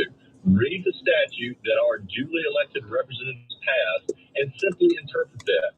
What we've been dealing with for the past 50 years, unfortunately, are judicially activist decisions that have just blown out of proportion the original intent of the Voting Rights Act and the 15th Amendment. Or should Democrats just say it's okay when we discriminate? Because that's what it feels like they're saying, that we don't like discrimination unless we're doing it and we label it positive. How about we say discrimination is wrong no matter who you're doing it to? That's exactly right. And I think most Americans would agree with that. Unfortunately, the Democrats have no problem with hypocrisy, which is why on one side of their mouth, they want to discriminate, and on the other side, they believe that it's wrong. Well, I mean, is there a worse nightmare, a black Republican winning in one of these districts? I don't care what color the person is. If they believe the same thing we believe as conservatives and Republicans in the Republican Party, we're going to elect them. I mean, that's why we view this as so commonsensical, so long overdue, that the Supreme Court finally interpreted the Voting Rights Act and got it right, which is we don't judge Americans by the color of their skin. We judge them by their values, their principles, and the way they live. Was there ever any thought of, look, I don't want to see districts drawn to based on race, but when you say, well, we should be able to draw districts based on race, are you ignoring how that could go horribly wrong? Like, do you really want? You sure you want? It sounds like you want it now. Like Virginia is doing what they're doing just for this midterm. They've come out and said it. Well, this is temporary. So in other words, you just want to do this right now to pick up a few seats in the midterms, but don't you do that in Florida, because that would be wrong. When I look at something where two sides are arguing over, like, for example, lawfare, right? What's happening with James Comey. You don't like lawfare, but you loved it when Donald Trump was president the first time. You loved it when he was out of office for the 4 years. You loved the idea of lawfare. What you mean to say is we only want one side to have this weapon, where I'm saying, how about none of us have this weapon? How about we don't use lawfare? How about we continue the tradition of the peaceful transfer of power? How about we do uphold the 65 Voting Rights Act and nobody gets discriminated against? Don't tell me it's good when you do it. That's exactly right. And what we have experienced as Republicans over the last 50 years is special interest groups that are funded by Democrats weaponizing the Voting Rights Act, under the claim of racial discrimination or racial voting dilution, when in all truth and reality, it's just for partisan gain. They're trying to elect more Democrats.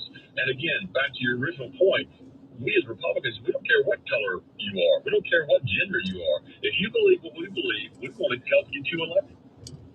I look, it's a good win. I'll wrap up with this. Do you think they're going to try to come at this another way, like DEI? They're going to try to come at it some other way and say, oh, no, we're drawing this district, but it has nothing to do with race now. Absolutely. And they're already doing that in Mississippi. Right now, we have a district court case moving forward relating to our state Supreme Court districts. And I can tell you the plaintiffs are already trying to use income levels as a replacement for race. Well, that's even worse, because then you're just making the assumption that all black people are poor. That's what the Democrats. I can't even believe the Democrats say that out loud. That is so offensive. And I hope voters remember that when they go to the polls. All righty. I got to take a break. Mike Hurst, good work. Thanks for joining us. Thanks for the time, General Counsel, RC General Counsel of Mississippi GOP Chairman. Thank you for joining us. Absolutely enjoyed it. Thank you. All right, 16695 Patriot 957-2874. We are right. They are wrong.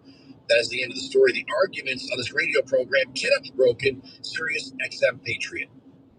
Hey, everybody, this is Sebastian Maniscalco.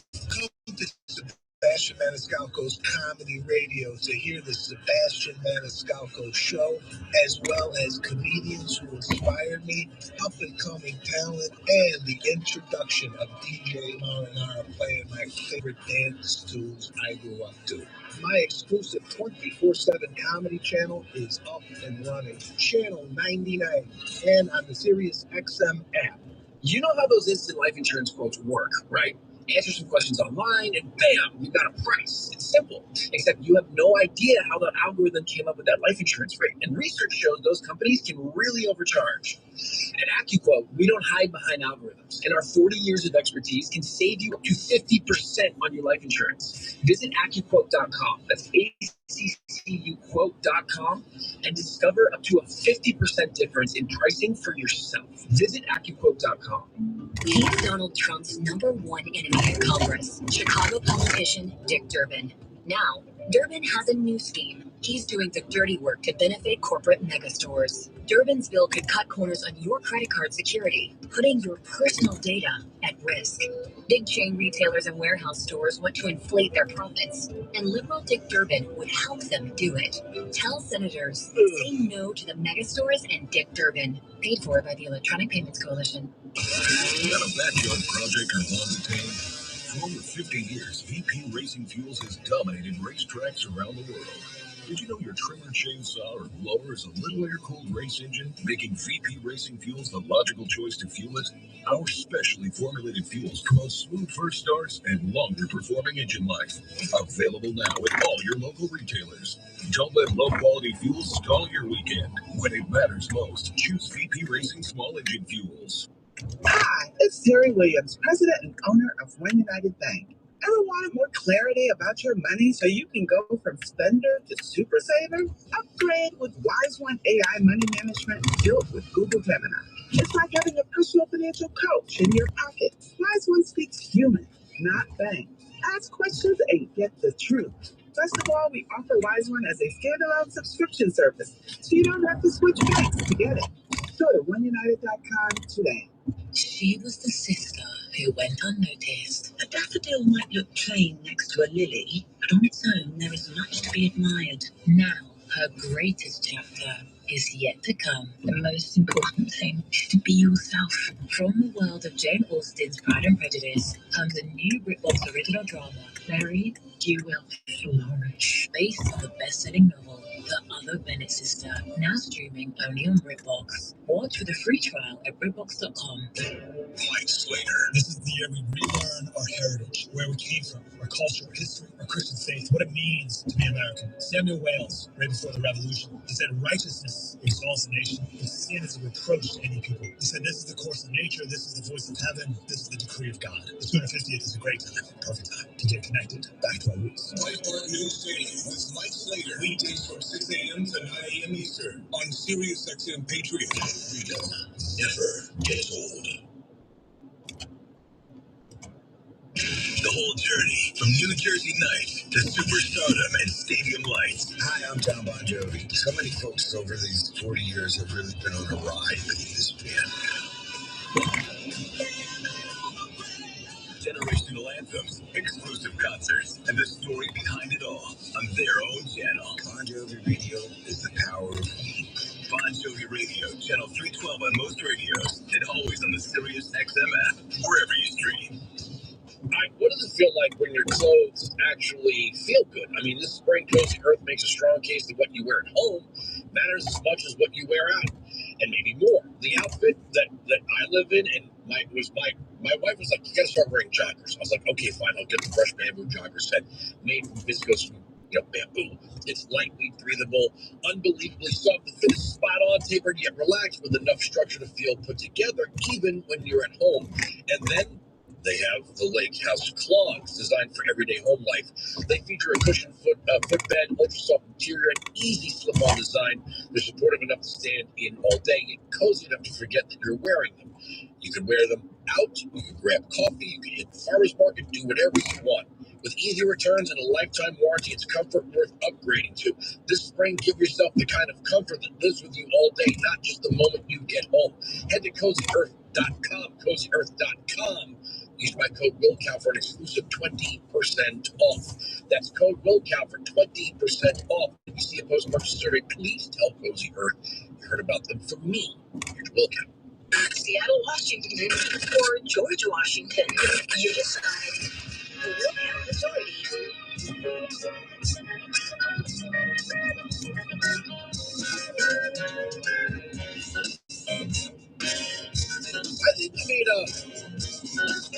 I think that was a good introduction.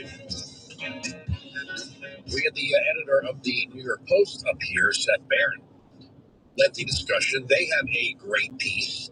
Headline: Pressure on DOJ to prosecute Anthony Fauci grows after advisor indicted with days left to charge COVID lies. The indictment of Dr. Anthony Fauci's former advisor, David Warren's Tuesday, revived calls for the Justice Department to prosecute Fauci himself for allegedly lying to Congress about funding risky research in China before the COVID-19 pandemic. Just 2 weeks remain before the 5-year legal deadline on May 11th to indict Fauci for denying under oath that he funded gain-of-function experiments that modified bat coronaviruses in the same city where the pandemic started. Warren's 78 was charged with 1 count of conspiracy, 2 counts of destruction, alteration, or falsification of records in federal investigations, and 2 counts of concealment, removal, or mutilation of records relating to the origins of COVID-19. He faces up to 51 years in prison. Critics say Fauci, 85, to court. Now, Rand Paul posted on Twitter, quote, I've seen it. I've said it from the beginning. Lying to Congress is a felony. Destroying federal records is a felony. Advising others to destroy federal records is a felony.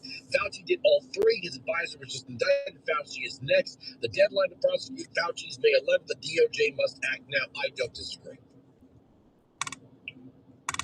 I know we had the RNC Comms regional comms director on the other day, and I said something I think made her feel uncomfortable. Well, let's be honest.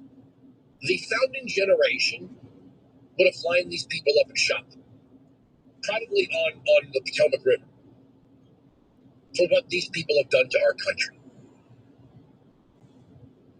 Comey, Page, Strzok, McCabe, Fauci, Moritz, and others.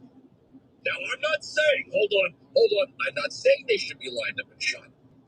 I'm saying there is a generation of people that probably would have lined, back when you set up things with a duel. I'm not talking about now, okay? But if this were any other person, if any of you did any of the things these people did, you would be in federal prison. Would you not be? Dr. Fauci started to act like he was playing God, not liking it when members of Congress, who are also doctors, were questioning him about gain-of-function research. What the hell were you doing over in this Chinese lab? What on earth? Does anyone remember the video game movie Doom? When The Rock first started acting like, I think it was in 2004. What are you people doing in this lab? Remember the movie The Thing? What are you doing here? What the hell is going? By the way, The Thing prequel's coming out, and I cannot wait. Okay, I cannot wait. What the hell were they doing over there? The sickness of this is that it became political. That the global left, alongside the American left, said, shut your mouth, do as we say. They took this as the opportunity for an ultimate game of behavior modification. And we're still living with it, by the way. There are still people, Mike, you see them every day. There are still people wearing masks in this city. There are still people that refuse to return to work because of this. We watched a global game of behavior modification and obedience training. Even when they knew, even when none of the science backed up masking and social distancing, they said, do it anyway. Do it anyway. Why?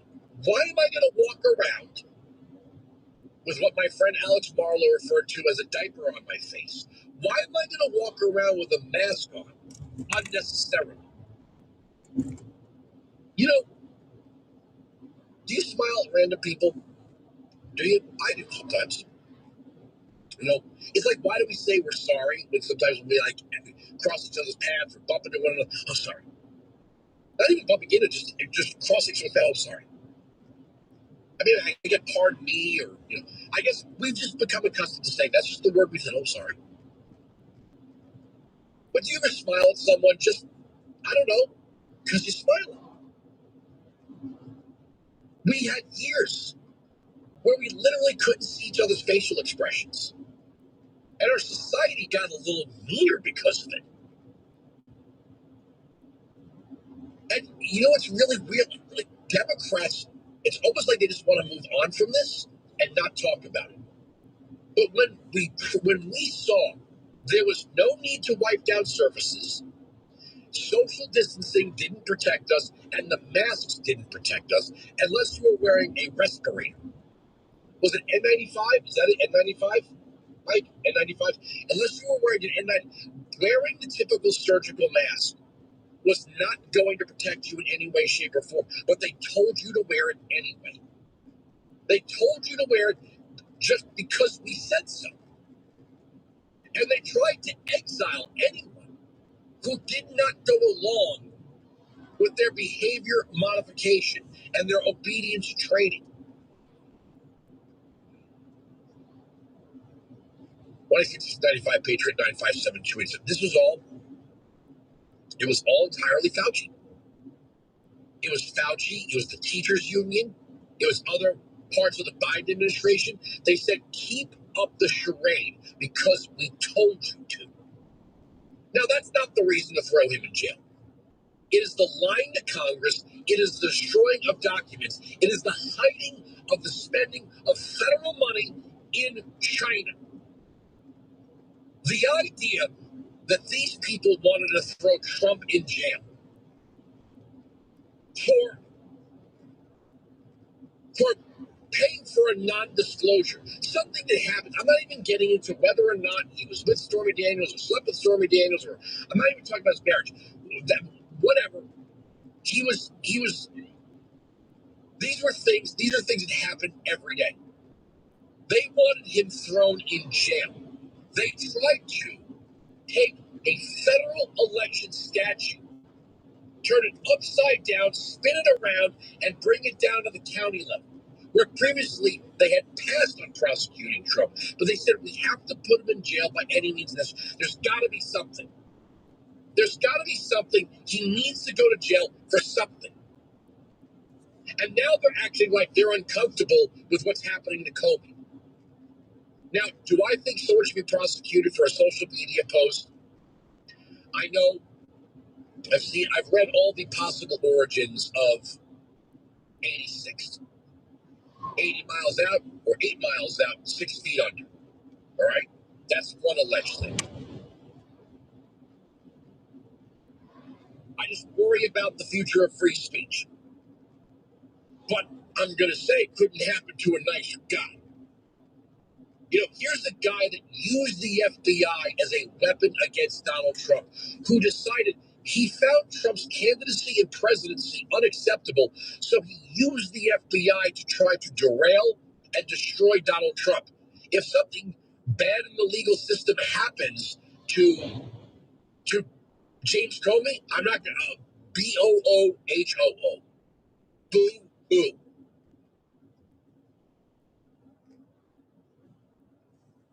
The fact that these elites operate like they are above all, not just the law, everything. that they have godlike powers and they're near to gods or demigods is something we have to put a stop to. Fauci can't get away with lying to Congress about something that nearly destroyed the economy of the United States and led to a full restriction of our civil liberties. Once again, see, Democrats want you to forget this. They just want you to forget that it happened. They don't want you bringing it up. They don't want you talking about it. But I want you to remember something 100% factual. They said, stay home, save lives. Shut your mouth, stay home, save lives. You are not allowed to go to church.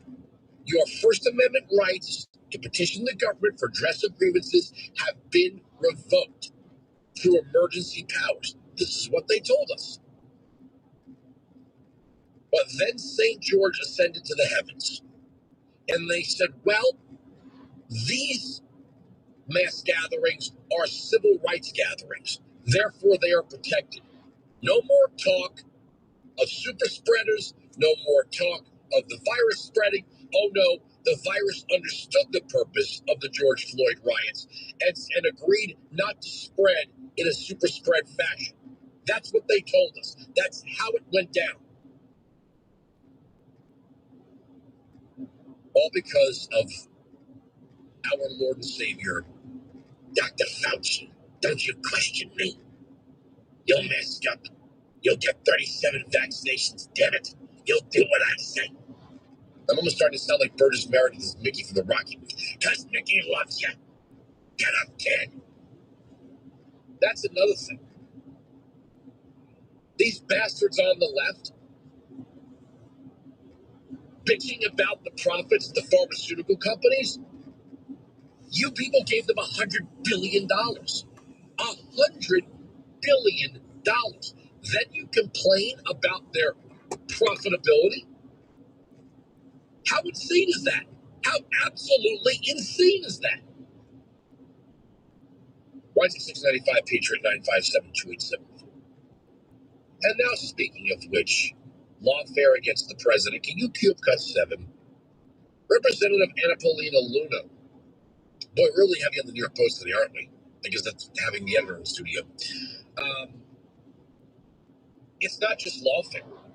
It's not just Comey weaponizing the FBI. It looks like Brennan and the CIA and others may have been behind some of these attempts on the president's life, says Representative Annapolina Luna, cut 7. What was interesting about the Butler assassination, and I've said this before, I think that was intentional negligence. I was one of the individuals that actually asked questions of the former Secret Service director. We actually had whistleblowers from within the Secret Service that came out that stated that, they were basically not present or told to stay down at the actual there was a group of snipers that were actually met that day that was coordinated by the local law enforcement, and they just so happened to not show up. The area that was left open was literally the perfect location to take a shot and basically assassinate someone.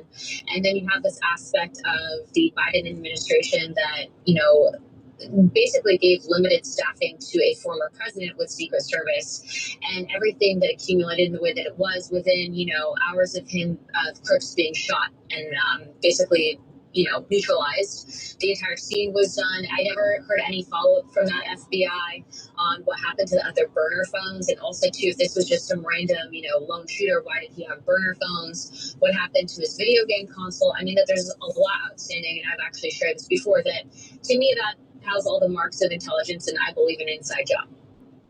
Whoa. Whoa, whoa, whoa, whoa. So it seems lawfare, possible participation in assassination attempts. That's a lot. That's a lot there. 16695 Patriot. We're going to wrap it up with the next segment. Hand it off to Sean Hannity, Mark Levin, and Stacey Washington, who made his campaign announcement on this program Tuesday. Daniel Webster dropped out 40 minutes after his interview with me. Another Republican has entered the race, Anthony Sabatini. We've had him on the program. Had him on the program 4 years ago. We looked that up in the archives. But Tim will be on with Stacey tonight. And Breitbart is interested in this story of Webster dropping out of the race 40 minutes after Tim's interview with me. So you might see that at Breitbart.com. We are right. They are wrong. That's the end of the story. The arguments on this radio program cannot be broken. Sirius XM Patriot. Hey, what the heck is wrong with this thing? Welcome to Morgan Wallen Radio. What's happening now? Morgan Wallen Radio. Morgan Wallen what? My very own channel, Morgan Wallen Radio, is on right now. Channel 64. I guess I'm the problem. This I gotta hear. It's pretty cool that I get to hopefully have an impact on somebody else being in charge of this station. Morgan Wallen Radio, Channel 64, and in the Sirius XM app. Yeah, I'm Mike Slater. My dad passed away at the age of 63. He was in great health. It's out of nowhere. Had a stroke. And super hard, obviously, for the whole family. But my dad had life insurance. So even after he passed away, he was still able to provide for my mom. And of course, by extension, my brother and I. This is why I have life insurance for my family, for my wife, and 4 kids. And the best place to get life insurance is ethos.com. Because you can do it in 10 minutes. And there's no medical exam and no blood test. Just a few health questions. 10 minutes. You're covered. Your family is covered. You get $2 million in coverage for $2 a day. That's a 10-year term life policy for a 35-year-old healthy, non-smoking male. We don't like to talk about death in our culture, but everyone's going to die. You're going to die. Get life insurance in 10 minutes so your family is protected. Ethos. ETHOS. Ethos.com/Slater. Rates may vary, billed monthly. Ethos.com/Slater. Ryan Reynolds here from Mint Mobile. I don't know if you knew this, but anyone can get the same premium wireless for $15 a month plan that I've been enjoying. It's not just for celebrities, so do like I did and have one of your assistants switch you to Mint Mobile today. Visit mintmobile.com/radio. Upfront payment of $45 for 3-month plan, equivalent to $15 per month required. Intro rate first 3 months only. Then full price plan options available. Taxes and fees extra. See full terms at mintmobile.com. Business owners, tired of slow banks, piles of paperwork, and credit-based loan denials? At Signet Capital Group, funding is based on your revenue, not your credit score. No red tape. No waiting weeks. Just fast access to capital with real people who understand small business. You need to be in business at least 1 year and averaging $50,000 a month or more. Grab your phone, dial #250 and say funding now. That's #250 keyword funding now. See your options in minutes. SignetCapitalGroup.com. By texting 64,000, you agree to receive recurring automated marketing messages from Pocket Host. Message and data rates may apply. No purchase required. Terms apply. Available at PocketHost.com/terms. Come on, stop fighting with your hose. It's time to get the brand new Pocket Hose Ballistic. Ordinary hoses tie themselves into impossible knots, can leak at the spigot, and turn yard work into a frustrating chore. Say goodbye to all that because the world's #1 expanding hose has gone ballistic. This brand new anti-burst sleeve uses an extraordinary new liquid crystal polymer used in bulletproof vests, tough enough to handle anything your outdoor tasks throw its way. Ballistic armored toughness. But hurry, for a limited time when you purchase a new Pocket Hose Ballistic, you'll get 2 free gifts, a free 360-degree rotating pocket pivot, and a free thumb drive adjustable nozzle. Just text WATER to 64,000. That's WATER to 64,000 for your 2 free gifts with purchase. Text WATER to 64,000.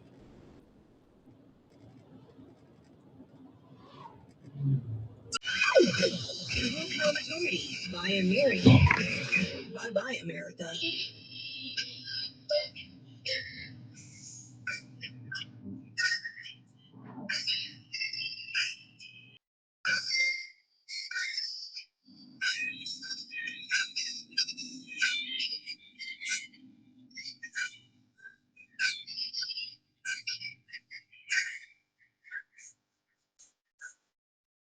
You know,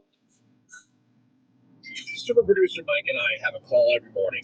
That's like the rundown of the show. Then we just sort of spiral off into things. And we were talking about how the elites in this country only care about the people at the very top and the people at the very bottom.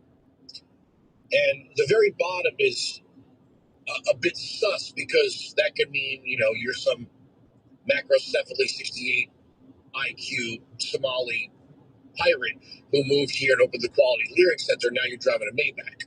So, like, are you at the bottom? Sort of, but, it's been pretty good for you. I said, you're talking about the people that sit in traffic, ride the bus, ride the train, though. Because the elites get chauffeured to work, and the people at the very bottom don't leave the house. So they don't have to, right? Like, so when I like to do stories, let me tell you something. I don't know if I should admit this. This might be bad. But I like making your blood boil. Okay? I like making your blood boil. Because it's visceral. It's real. It makes you feel something. So I'm going to read this to you just to piss you off a little bit, because that's my job. Headline, the Washington Times. Yes, food stamp recipients are driving Lamborghinis. 14,000 luxury vehicles found in just one state.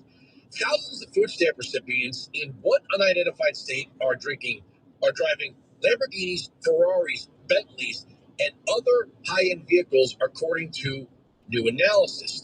And a little-known loophole may be to blame. The Foundation for Government Accountability, a conservative think tank, analyzed 2023 data from the Supplemental Nutrition Assistance Program and found 14,000 luxury vehicles linked to SNAP enrollees in a single Republican-led state. The eye-popping inventory includes 11 Lamborghinis, 3 Ferraris, 59 Maseratis, 141 Porsches, 2,098 Teslas, and 3 Bentleys. A Lamborghini costs more than $680,000. Bentleys range from $250,000 to $414,000. Now, let me tell you what I drove as the guy on the radio, right? Everybody's getting rich if you're on the radio, right? They just, once you get that radio gig, they hand you your Lambo. Ford Raptor, Ranger Raptor, whichever way you want to do it. And I love my Ranger Raptor. I had an F-150 Raptor. I had 3 of them. But it was time for my daughter to start driving. And quite frankly, if you got to come into the city driving an F-150 Raptor, huge pain in the ass. But there was, I wanted a truck with the same performance. So I traded down. I wouldn't say down, but down in size to the Ranger Raptor. And I don't want to give I'm not doing a commercial for Ford Motor Company, but I do love it. It's not the least expensive vehicle on the market. It's not the most expensive vehicle on the market. As a matter of fact, I'd say it's right there in the affordability class. Okay? So, there you have it.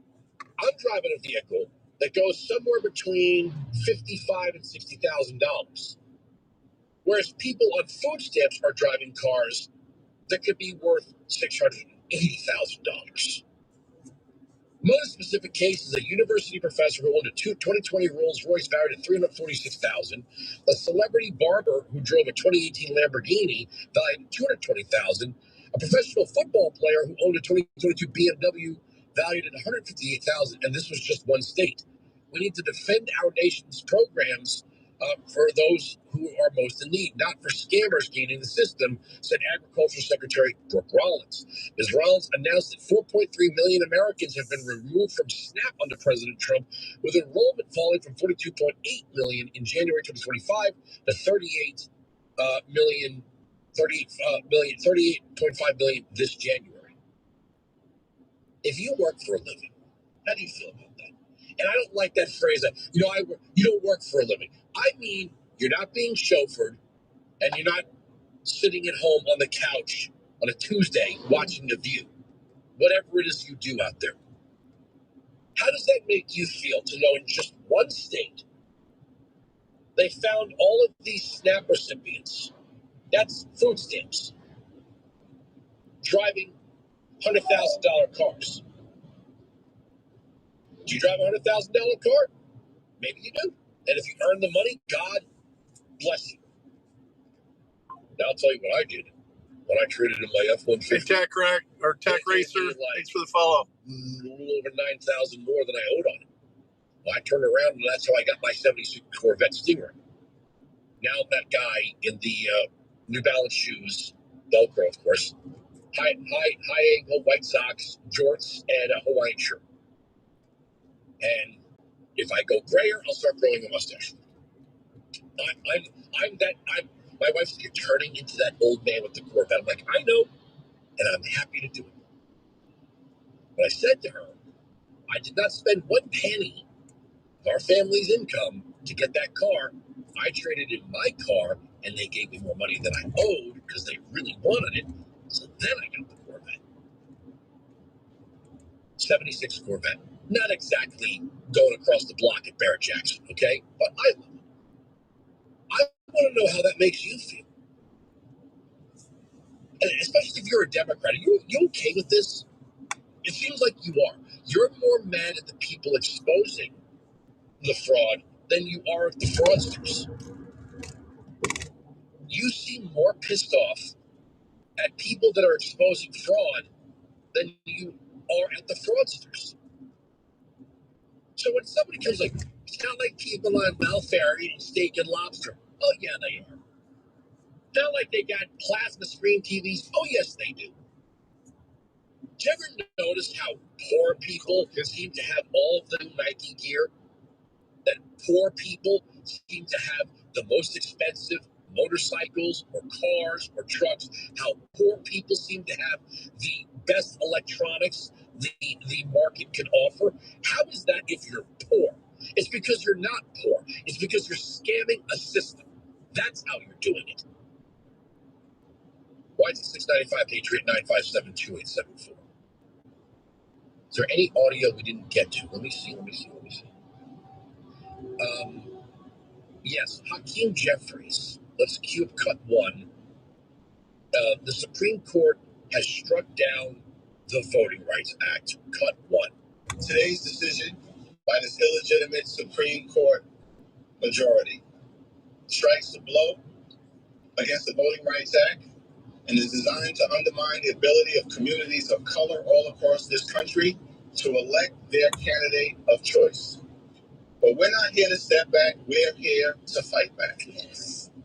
Now, when this decision came out earlier today, it's an unacceptable decision, but not an unexpected decision. Because this isn't even really the Roberts Court. It's the Trump Court. Yes. And what we would expect from the Trump Court is an effort to continue their scheme to suppress the vote and rig the midterm elections and beyond. Because these extremists have failed America in every possible way. Right, but failed them to stop Trump. They failed on the White House about retirement savings.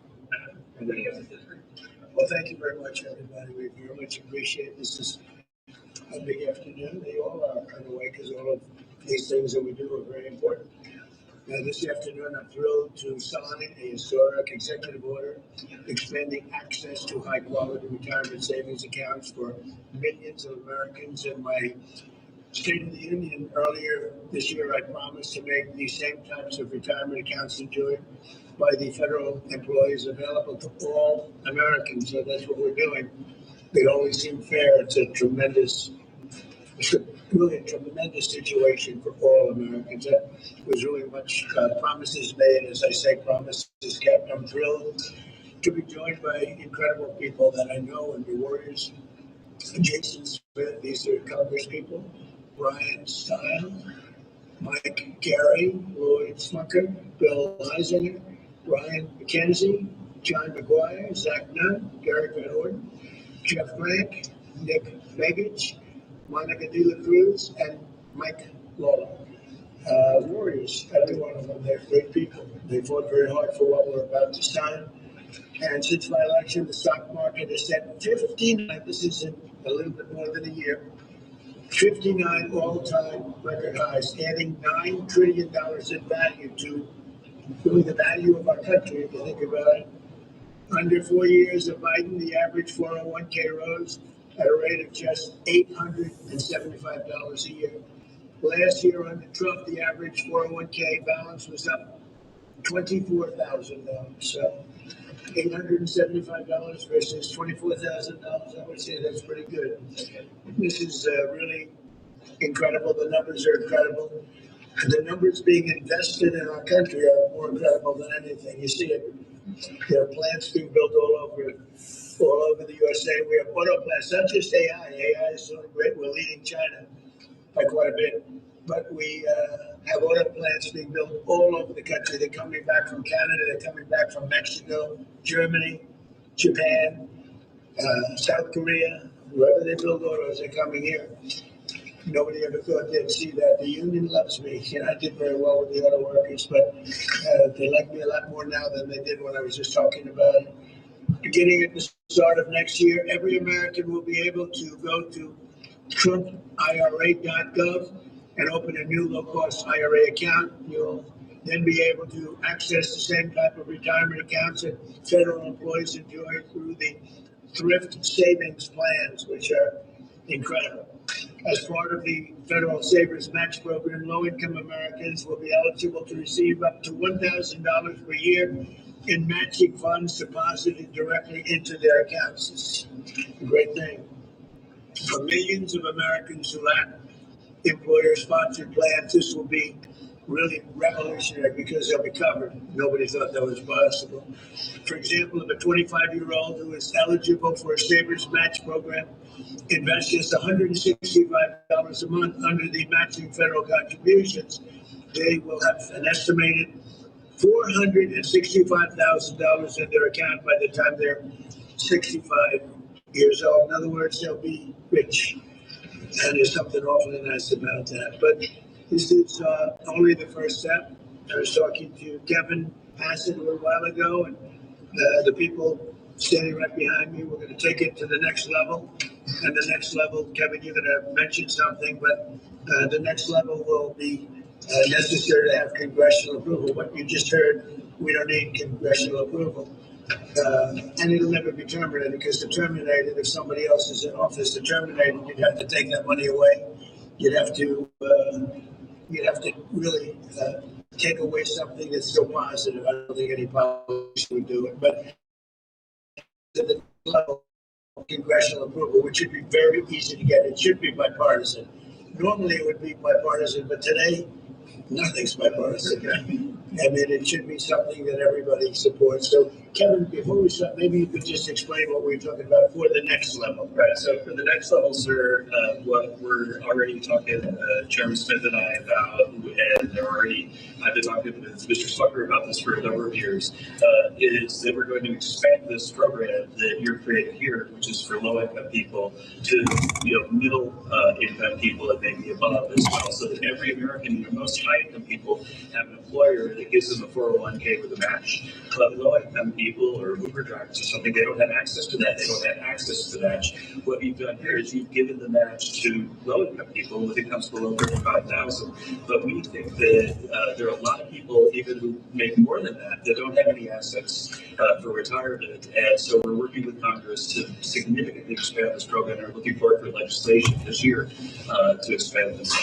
And also the Trump accounts, you remember, with Michael Dell, Susan, the group that we have are setting records. We have 5 million signups right now. 5 million signups in a short period of time, far above what we thought even possible. So congratulations to everybody that got that started. Michael Dell put in $6,250 million. So he put in a lot of money, and he's going to do more too. But they were very responsible. So I just want to let you know it's like record. Nobody, you are even surprised by that number, I think. Right? I don't know if we can do that kind, but it's really way beyond what anyone thought. It's great. And we're going to be doing the same thing, I guess, in a certain way for older people. We're going with a plan that if it works, has to get approved by Congress. All right, I assume Hannity will pick this up on the other side. We are right, they are wrong. That's the end of the story. The arguments on this radio program cannot be broken. Sirius XM Patriot.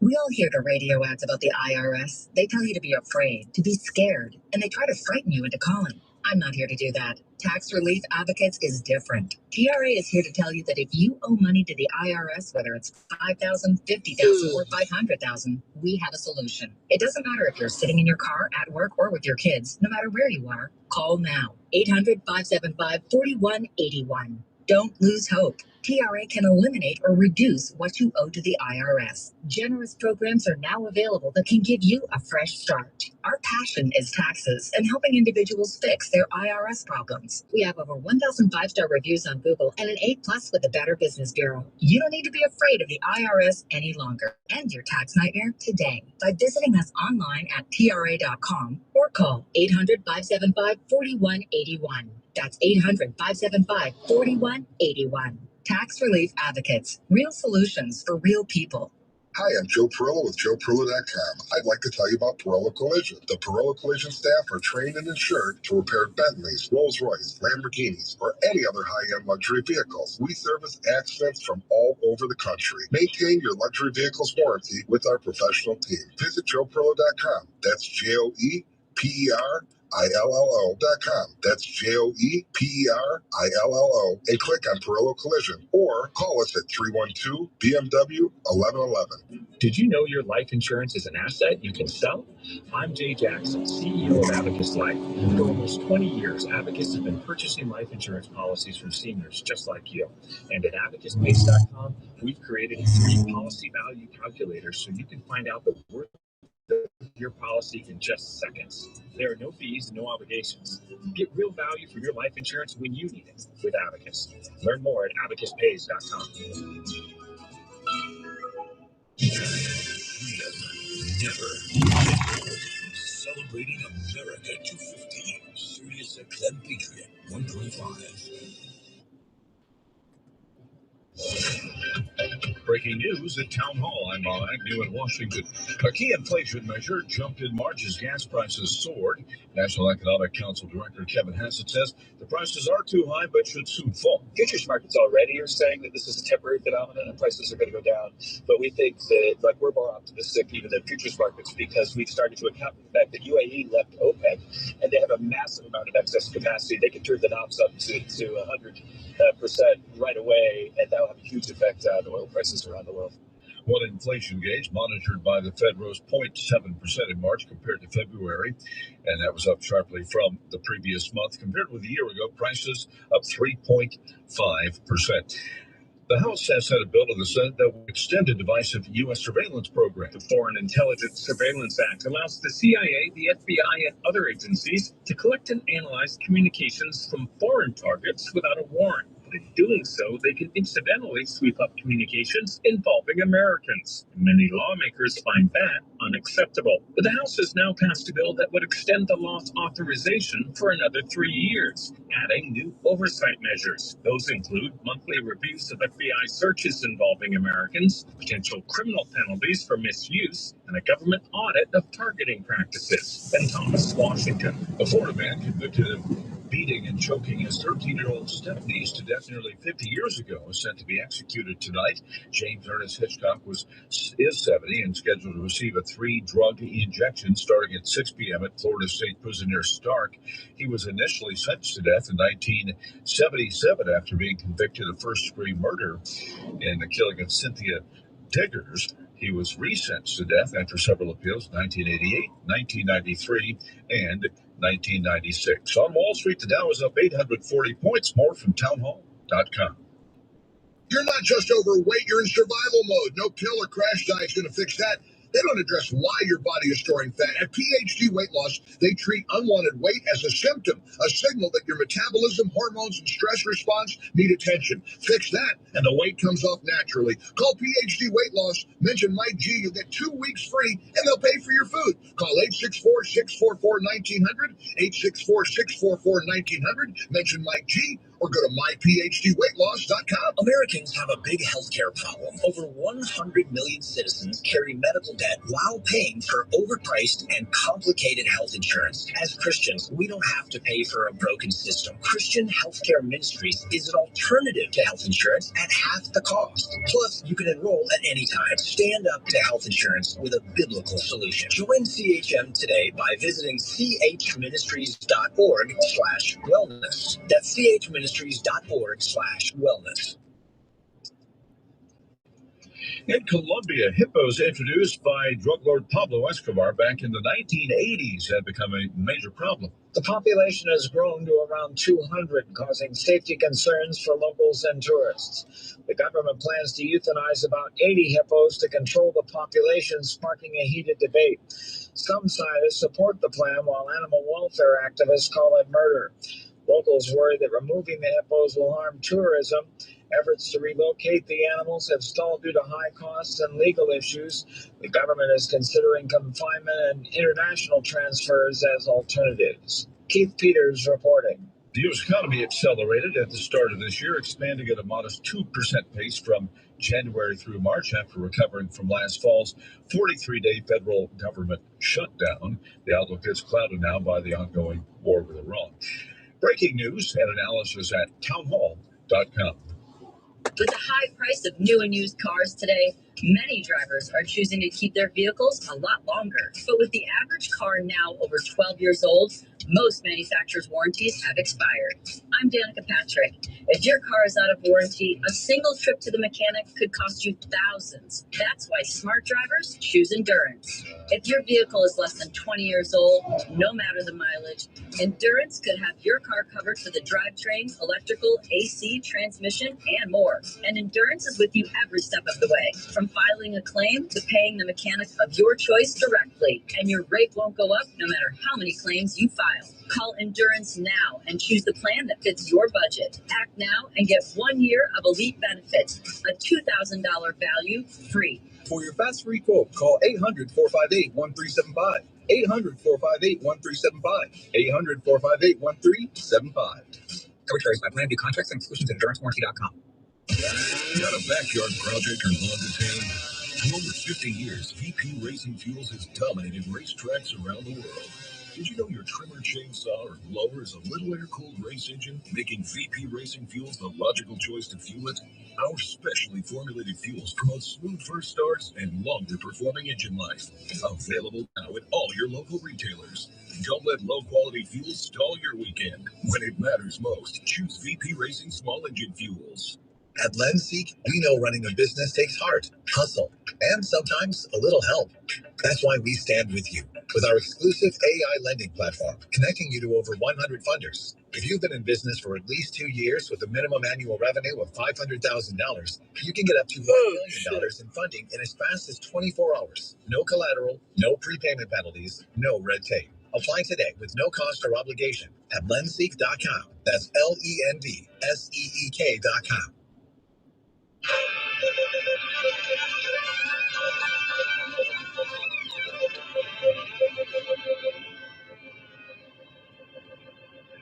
Now we're coming, we all sit there. Gonna lay our guitars and sing you a country song. We'll all be dying, higher than a Carolina. And if you want a little bang in your yin yang, come along. In the new Congress, we're going to have to do something about this Supreme Court. And let me be very clear. Everything is on the table. Everything to deal with this corrupt MAGA majority. No, but you don't have, excuse me, you do not have the right to say climate change does not exist, that it's a hoax, and that's where this administration is coming from. Do you not believe them when they say death to America? Listen, our adversaries use rhetoric all the time. Freedom is back in stock.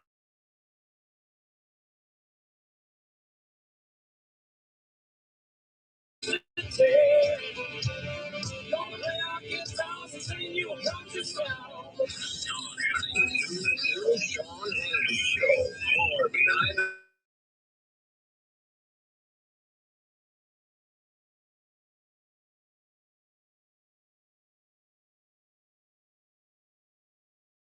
the telephone number if you want to be a part of the program. So the president just signed a series of executive orders that they're beginning the Q&A now. Jason, I think they are. All right, why don't we dip into the Q&A? That's always entertaining. Thank you, Mr. President. So do you have any questions? Maybe we discuss the first signing first. If you have anything on that? Mr. President, how is this going to help small business owners? Do you think this is going to inspire more people to go into small businesses that might be reluctant earlier, for IRA, to have their IRA? This help give them. Small businesses now are thriving. And as you know, more people are working right now than at any time in the history of our country. We're doing great. And there's more investment being made in the United States than any country at any time in history. And a lot of that's AI, and a lot of that's maybe in a certain way, maybe more importantly, auto plants are all coming back to our country. They're coming back from different countries where they left us for Germany, as you know, Japan, South Korea, Canada, Mexico. And they're all coming back at levels that nobody's ever seen before. And tariffs did it. I did it. Maybe the election did it, but tariffs did it. And if they build here, they don't have to pay tariffs. We have Germany is getting a lot of companies coming in from Germany, from Japan. Japan just announced $10 billion more plants going to be built between Toyota and Honda and all the different companies there pouring into our country in South Korea. Canada, they're coming in. I don't know what they're doing, but I can tell you they're coming in tremendously from Canada. There's no reason they don't want to pay the tariff. And because of that, they're investing at levels never seen before. We will, for 30 years, we virtually didn't build an auto plant in this country. Now we're doing more than we've ever done. So I'm very proud of that. AI is going wild. We're doing great, and we're letting them build their own electric. But we're actually making them build their own electric plant, so they take tremendous amounts of energy to have a successful plant. And they're building all of the new ones. They're building their own electric plant, like utility, and any extra they'll either give it or sell it for a good price to local communities and to the grid. So it's going to be fantastic. But we have tremendous amounts of factories being built in our country now, more than we've ever had at any time ever before. And we have the biggest investment being made in our country. In the history of our country, by the way, in the history of any country, there's never been a country that has the kind of investment coming in that we have right now. And these things are being built right now, so you're not going to see the results. I mean, you see construction results. You notice the construction workers are through the roof, but when they open, the numbers are going to be staggering. Do you have a question? Certainly do. Thank you, Mr. President. You had some good economic news, GDP, 2% growth. Government orders for business equipment surged to the highest level in 6 years. And IRS data shows that the average federal tax return is up by more than 11% when you compare it to the same time as last year. Do you believe it is over 100%? Do you believe it is evidence of the big, beautiful tax cuts that you signed into law last year are working? And do you think the economy is going to continue to hum as the year progresses? Thank you. So the biggest tax cut in history is the great, big, beautiful bill. And I think, I see it. I actually see it reported where people are shocked at how much money they're making. They can't believe the refunds that they're making. 5,000, 6,000, 7, 8, 9. When I saw one last night on television, 11,000 more than she thought she was going to get. And it's no tax on tips and no tax on overtime, no tax on Social Security for our seniors, no tax on social. Nobody can believe it even. And the numbers are far greater than they thought. People that thought they were going to make an extra $500, turns out they're making an extra $5,000.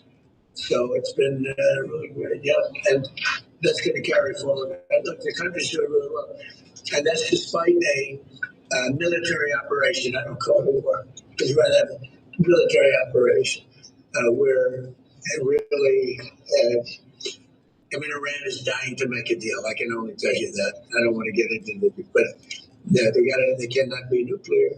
Other than that, but they are. Their Navy's gone, their Air Force is gone. Every ounce of any form of equipment practically is gone. Their drone factories are about 82% down, and their missile factories are almost 90% down. and many of the missiles have been knocked out. They used some, but we knocked out more than they used. And it's pretty amazing what's happened. They want to make a deal, but despite the fact that we are in what some people would call a war, we just hit a new high today on the stock market. We have S&P is through the roof. They're all, they're through the roof. And when we hit 50,000 on the Dow and 7,000 on the S&P, I said to myself, we got to do something about Iran. They want to have a nuclear weapon. You can't let them have a nuclear weapon. And I hated to do it to my people because they said 50,000. Peter, you know this, that 50,000 wouldn't be obtainable in my 4 years or anybody's 4 years. And we had 50,000 in my first year. The end of my first year, we had 7,000 on the S&P. They said that would be even less attainable. And we had that at the end of the first year before the year was up. And then I said to Kevin, sorry about this, Kevin, but we have to put out a fire. And the fire is taking place in the lovely country of Iran. And they want to have a nuclear weapon. And if we didn't use this beautiful, see that plane right there, that beautiful B-2 bomber, it looks small there, but it's actually quite it doesn't look very powerful there, but it's quite large, actually. We ordered 25 more of them, the updated version, all built in America, which is very nice. But if we didn't have that B-2 bomber, if we didn't go in and do what we did, we obliterated that nuclear capacity of theirs, and so they didn't get the nuclear bomb. If we didn't do that attack, should have been done long before I came along by other presidents or by another country or something. But it should have been done long before I came along. But they are in very bad shape, and they've got nothing going, including leadership. Their leaders are gone. Now they have a whole new, their first string leaders are gone, their second string leaders are gone. Now we're dealing with their third. Towards free speech doesn't allow you to threaten someone in a foreign language. It's not because you say it in French. Well, it was in French, it wasn't in English, so freedom of speech. It doesn't give you the right to threaten, harass, extort, defame, and doing it in another language would not be any more of a defense than doing it in code, in some form of thinly veiled code that you basically admit is code, thinly veiled for the specific purpose of what you wanted it to be in real time. So with that said, there's a debate online as to all of this, and we'll see how it fleshes in. I'm very comfortable in my position, which is not one that doesn't respect freedom of speech. What James Comey did, in my view, and I fleshed it out in thorough detail in May of 2025, it was as overt of a threat as you could do without using the actual words. And so I made the joke with, I'm having a discussion offline with someone, and I said, when we were kids, and we would tell my parents, I'd say, hey, Mom and Dad, whenever I say I love you, Dan, to my brother, it's fuck you. And when I say, Dan, go love yourself, Dan. I'm like, all right, it's funny. When you understand that the words have meanings, you'll still get in trouble with your parents. And not that the government is my parents, but the idea that he didn't specifically say someone should take out the president. It's the former director of the FBI who knows what words mean. He can't be that stupid. He isn't that stupid. And the theory that because this was the timeline of the post, the day of. Him on the beach reading his book, FDR Drive, him posting 8647, and then him posting the summary of his book, which also says that the characters of the book believe that the guy on the far right went beyond the rights and the protections of the First Amendment, singled out his enemies by name, suggested something should be done. He's telling you what he's doing in code. In as much as you do it in a foreign language, that's the foreign language. Now, maybe he's got some defenses, and maybe there's a risk, in theory, that someone could say, well, when you said, the president should be removed from office, you meant... Well, if there's that level of supporting secondary evidence, you'll make your case. And not to say someone has to prove their innocence, they're going to have to prove their case in court. If that was the only evidence, if that's the only evidence against James Comey that they have, and I don't think it is because we don't know the evidence that they have submitted to the grand jury, that's the only evidence. Those three posts, as far as I'm concerned, show intent, knowledge, and direction. And so this is not a question of saying, against free speech. First of all, he's been indicted on this. So this is no longer a Canadian issue, and going after me being Canadian is not going to solve anything, no respond to anything. This was calculated. Now, some people are suggesting, as I believe I was one of the first to do, the forfeiture provisions of his indictment seem to indicate that this might have been a ploy to sell his book. And then people are going to say, well, if it's a ploy to sell his book, and that's why they're going after the civil forfeiture, it undermines the threat argument of the criminal element of the charges. No, not only no, but it might, depending on what evidence they have, it might actually flesh out the idea that he knew it could be construed as a threat, and he was prepared to do that because it might be good marketing. I'll do it. And, you're flirting with the line of legality potentially. I'll take that chance. It'll be good publicity. The fact that he might have done it as a promotional guerrilla marketing campaign for his book is probably easily evidence that he knew that it was flirting with the line and that it could be construed by others as a threat. I don't know why they haven't. Incitement is a different element there. I wouldn't be surprised if there's a superseding indictment at a later date to add incitement, even though some people say it's totally implausible, yada yada. And so there's that. Fine. So this has become something of a, not a lightning rod. There is a divide of people who say this is a clean indictment. It's a good indictment. He knew what he was doing. Others saying it's a threat to free speech. The indictment's garbage. He's going to get acquitted. It's going to get tossed on First Amendment. We'll see. I don't think it's a baseless, untenable indictment. And a grand jury saw whatever evidence they saw and agreed to indict. That is true, however, as the saying goes, that a grand jury, will indict a ham sandwich. True. Especially indict the ham sandwich if it has no mayo and mustard, because that is a criminal ham sandwich. We'll see where it goes. I don't think it's patently untenable. I don't think it's patently absurd. Whether or not it's opportunistic because Kash Patel might be trying to keep his job.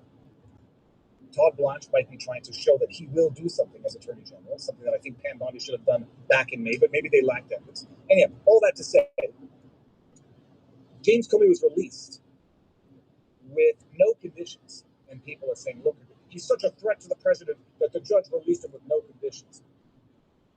Again, in as much as generally acceptable, I am a proponent of releasing people pending their trial date, depending on the severity.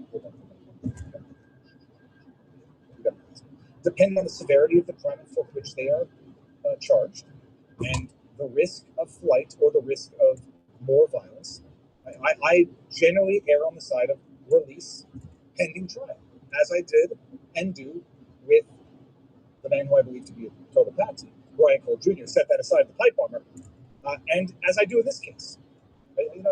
Barring taking his passport, James Comey, a flight risk, if he were to flee the country to a non-extraditing country, I mean, that would be the most amazing cell phone ever. Great, enjoy your freedom. We would all take a victory lap, and James Comey would never come back to America. I don't think he's going to do that. They have ways of, whatever. So, here, but hold on. Let's just read this. Ex-FBI chief Comey released after indictment of alleged threats against Donald Trump by Mike Scarcella and Andrew Woodsworth. Tape 29. Yes. Listen.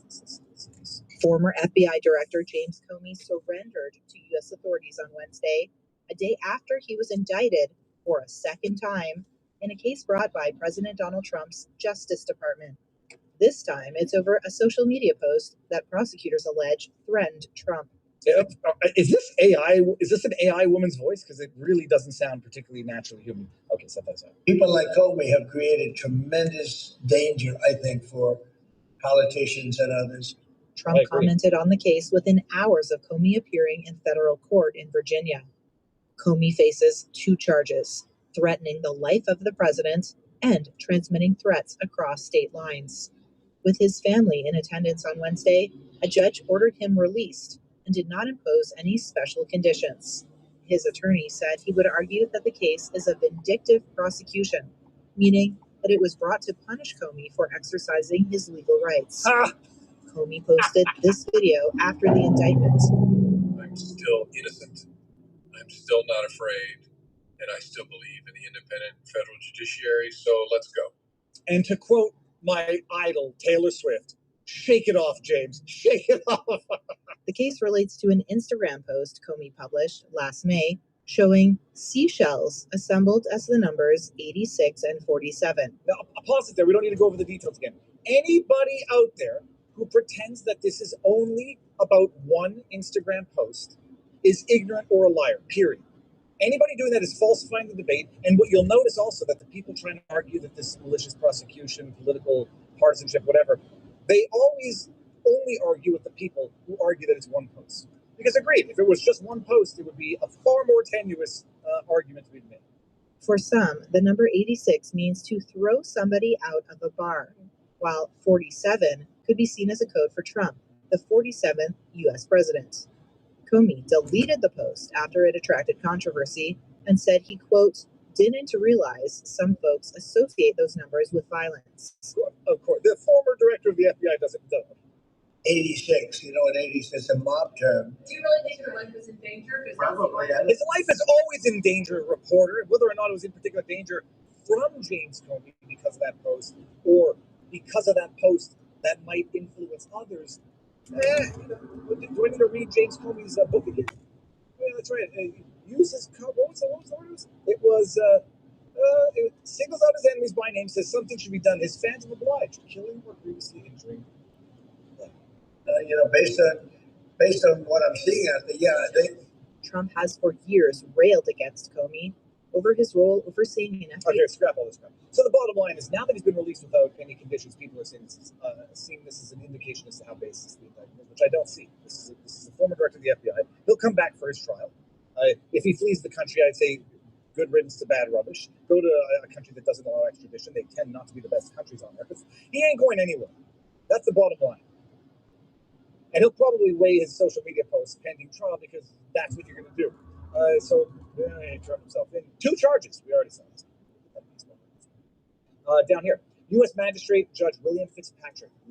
I know that name. Hold on. We're going to see what else he's been involved in. Ordered him released, did not impose any special conditions. His next court appearance is expected in North Carolina, where a federal grand jury returned the indictment on Tuesday. Members of Comey's family entered the courthouse, began shortly before his. Okay.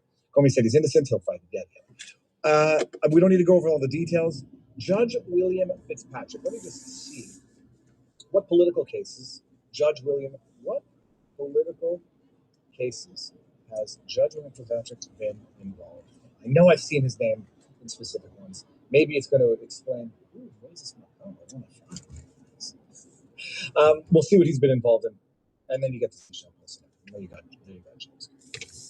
You know, I have to say, like, I don't want to call people stupid, because they're either ignorant of it, but anybody who doesn't read it as a trilogy of posts, a clear indication. Hey, I'm reading my book, 8647. My book's about naming my rivals and saying something should be done about them, and my fans obliging. Anybody who doesn't understand that is stupid or ignorant. And anybody who continues to try to pretend that this is about a one-off seashells on a beach post is stupid or a liar or a Democrat.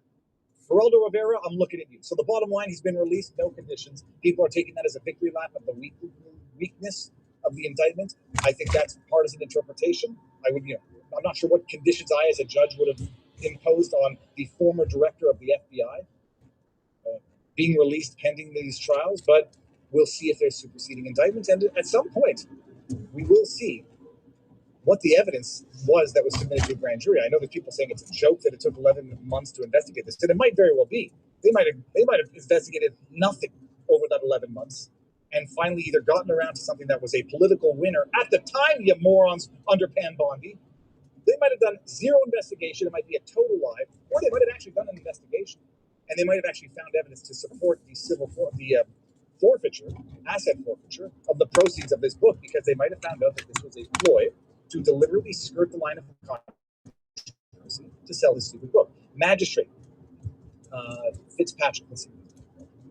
Key involvement, 2025 indictment, false statements, obstruction. Oh, this is the standout case with clear political dimensions. Comey faced at least 2 separate federal indictments, widely viewed as retribution against his political. Oh yeah, so is this the judge that is he the one that dismissed it? He highlighted a deliberate pattern of profound investigative missteps, including apparent fundamental misstatements of the law to the grand jury, potential misuse of privileged information from Comey and Daniel Richmond's irregularities. In a rare step, he ordered the government to turn over all grand jury materials to the defense team so they could fully challenge the case and also restrict their questions. That's the latest with James Comey. Let me see what's going on in the chat. Let's see if anybody says total idiot, or if they say read.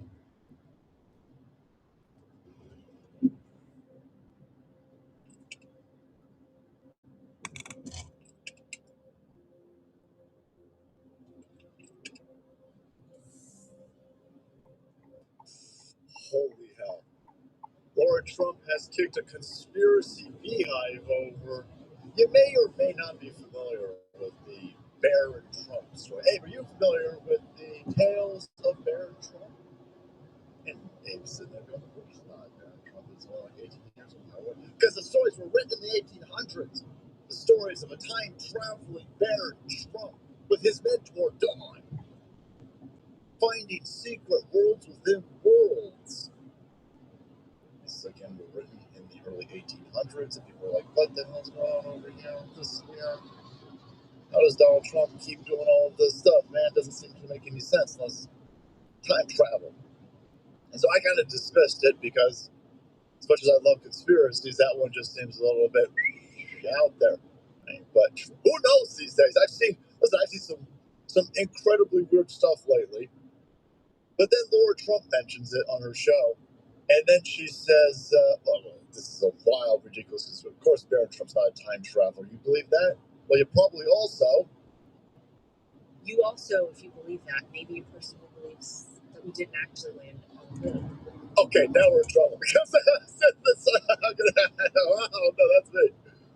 That's me. No, come on, man. We definitely went to the moon. Okay. Yeah, I don't imagine that. I just don't think that 1969, first trip, that the military would let you record that. But anyway, let's okay. No. We clearly went to the moon, right? Because, I mean, like, Artemis. Oh, what? We're going back. Artemis 2 just the dark side of the moon. Sure. They got all their intel. We're going back. Okay, cool. Well, you got all the intel. That's right. You went there in 1969, right? Hold on a second. What? We got to circle it this time, so we get all the data, so we know where the moon's at, so we can go back. Yeah, but you said you went there already. This is okay. This is okay. Now, okay. I'm sitting there going, hold on. Is this some sort of reverse psychology? Hold on. Okay. So Barron Trump's not a time traveler because we definitely for serials went to the moon. Listen, we're going to go back. It's just going to be 100-year span between the first time and the next time that we do it. Okay. All right. Laura, keep talking. I'm sure that this won't get weirder. We're going back to the moon. Cool. Then we're going to Mars, supposedly. You probably believe that 9/11 was an inside job. No. Stop. Stop. Hold on a second. Hold on. What? Now if I think that a building can catch on fire and fall symmetrically into its own footprint at near free fall speed, with people telling me 20 minutes before it fell down, that it fell down in its footprint, go look that up, BBC. 20 minutes before the building falls down, the chick goes, holy hell, building 7's falling down in its own footprint. And it's like right behind her. And then they got rid of it. Then the BBC gets rid of that footprint. Hold on a second. Hold on a second. Barron Trump is definitely a time traveler. Okay, Lord, thank you, Laura. Lord Trump has just confirmed. Because there's no way. Listen, the moon one, yeah, people like to argue about that one. Everybody knows that 9/11's stupid. Everybody knows that 9/11's stupid. And you'd have to have brain quants to trust the official 9/11 narrative. What are you going to tell us next, Laura? Are you going to say, oh, you conspiracy towards out there? What you think COVID was an inside job? Fauci's an evil person and that the shot was not totally most efficacious? Yeah. She might say that. Who knows? Else, if you're concerned about that shot, maybe you were tricked into it, maybe your ex-wife stabbed you with it. Who knows these days? Check out today's sponsor, Black Force Supplements Spike Protein Detox. If you're not familiar with the Barron Trump time-traveling theory, I'm going to say theory at this point because, Laura, you got me asking a lot of questions now, right? You got me a little bit sideways on this because I'm not buying the 9/11 thing, right? But, again, it started with this because of this book from the 1890s.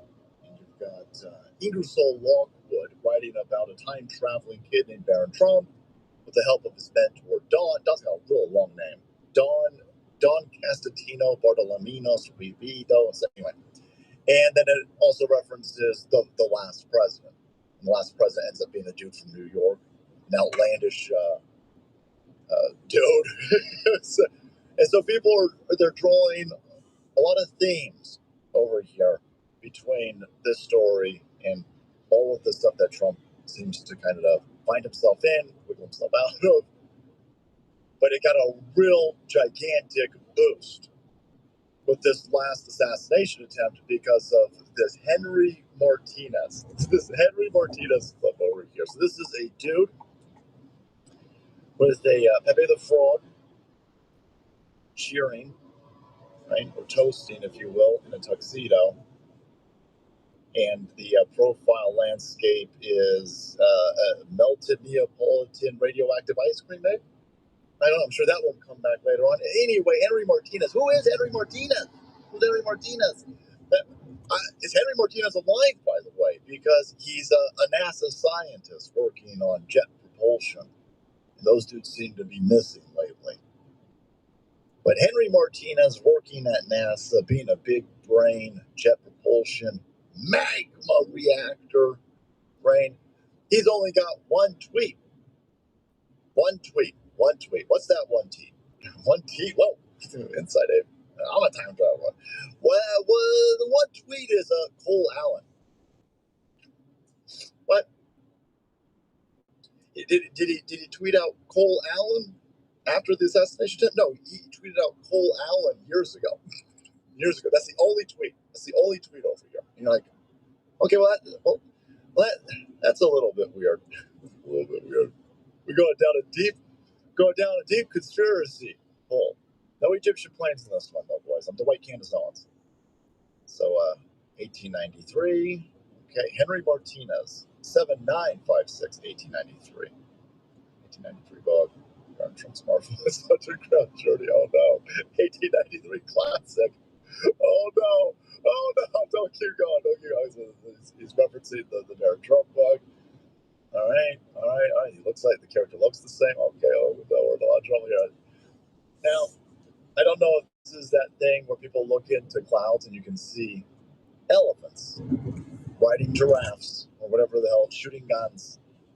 But they have taken the image of the landscape over here, again, of the guy who worked in NASA with one tweet that he posted in 2023, and they're taking that picture that was uploaded. When was that picture uploaded? 2022? So I don't know. Are people reading too much into this? Are people looking too much into this? I've seen less crazy stuff. This is getting pretty wild. But this is why everybody is talking about the Baron Trump time travel. Right? This Henry Martinez thing has really boosted it.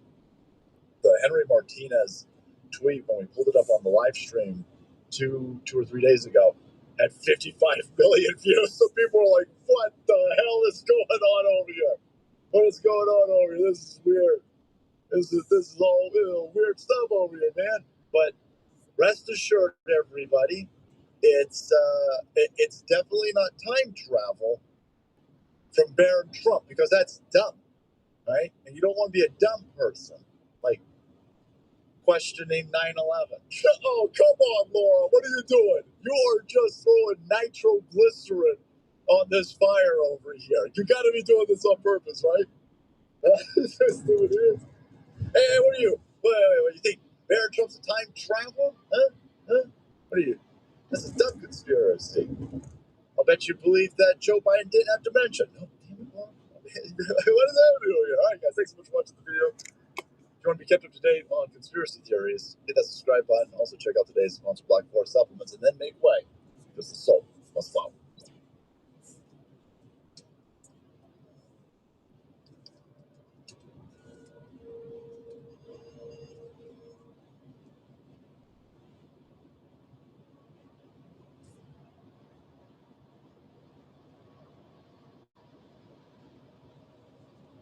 We got this from Washington Post. Florida has approved its redistricting plan intended to give GOP 4 more seats. So let me do something that's really interesting. I want to pull up 270 to win and show you where it gets real weird. Real weird. We built the House interactive map, and we can take a look at this. 270 to win is already using Virginia's map. Even though, I gotta reset this. Even though, can you reset for me? A court has already ruled that they're not allowing it. 270 to win still considers these to be the official districts of Virginia. Can we just do this? Can you just look at this? 5 districts. Look at this. Look at this pathetic little thing right here. Look at that. It's probably like 2 feet. There's like 2 feet of district right there. Isn't that amazing? It's all water. So you've got all of these thin strips stretching into Fairfax County. So they can artificially create 5 Democrat seats. Now, Florida's going to redistrict, and that's just the first step. That map we showed in the previous segment, I don't know if I have it pulled up still. Do we have, maybe it was, where was it? Here we go. This map includes Louisiana and Florida. So if we eliminate 2 and 4, this means between these other states, there are 6 seats that can be flipped. So what do you guys think? Is this hypocrisy? We're all complaining about Virginia, but Republicans are doing it all the same. Yes, I mean technically yes. I mean, but this is literally yes. Isn't this the argument that happens every time whenever they talk about ending the filibuster? They say, "Do it now, otherwise they're going to do it to you." See, the thing is, Democrats do, and Republicans don't do. Well, that's what I'm saying. Like the conservatives concern themselves with concepts like hypocrisy, and political operatives do not concern themselves with stuff like that. Like going to the Comey thing too is like wrapping all this lawfare and war into one big picture. We talked about it last night. Donald Trump was charged with a crime because his lawyer claimed he could read Trump's mind.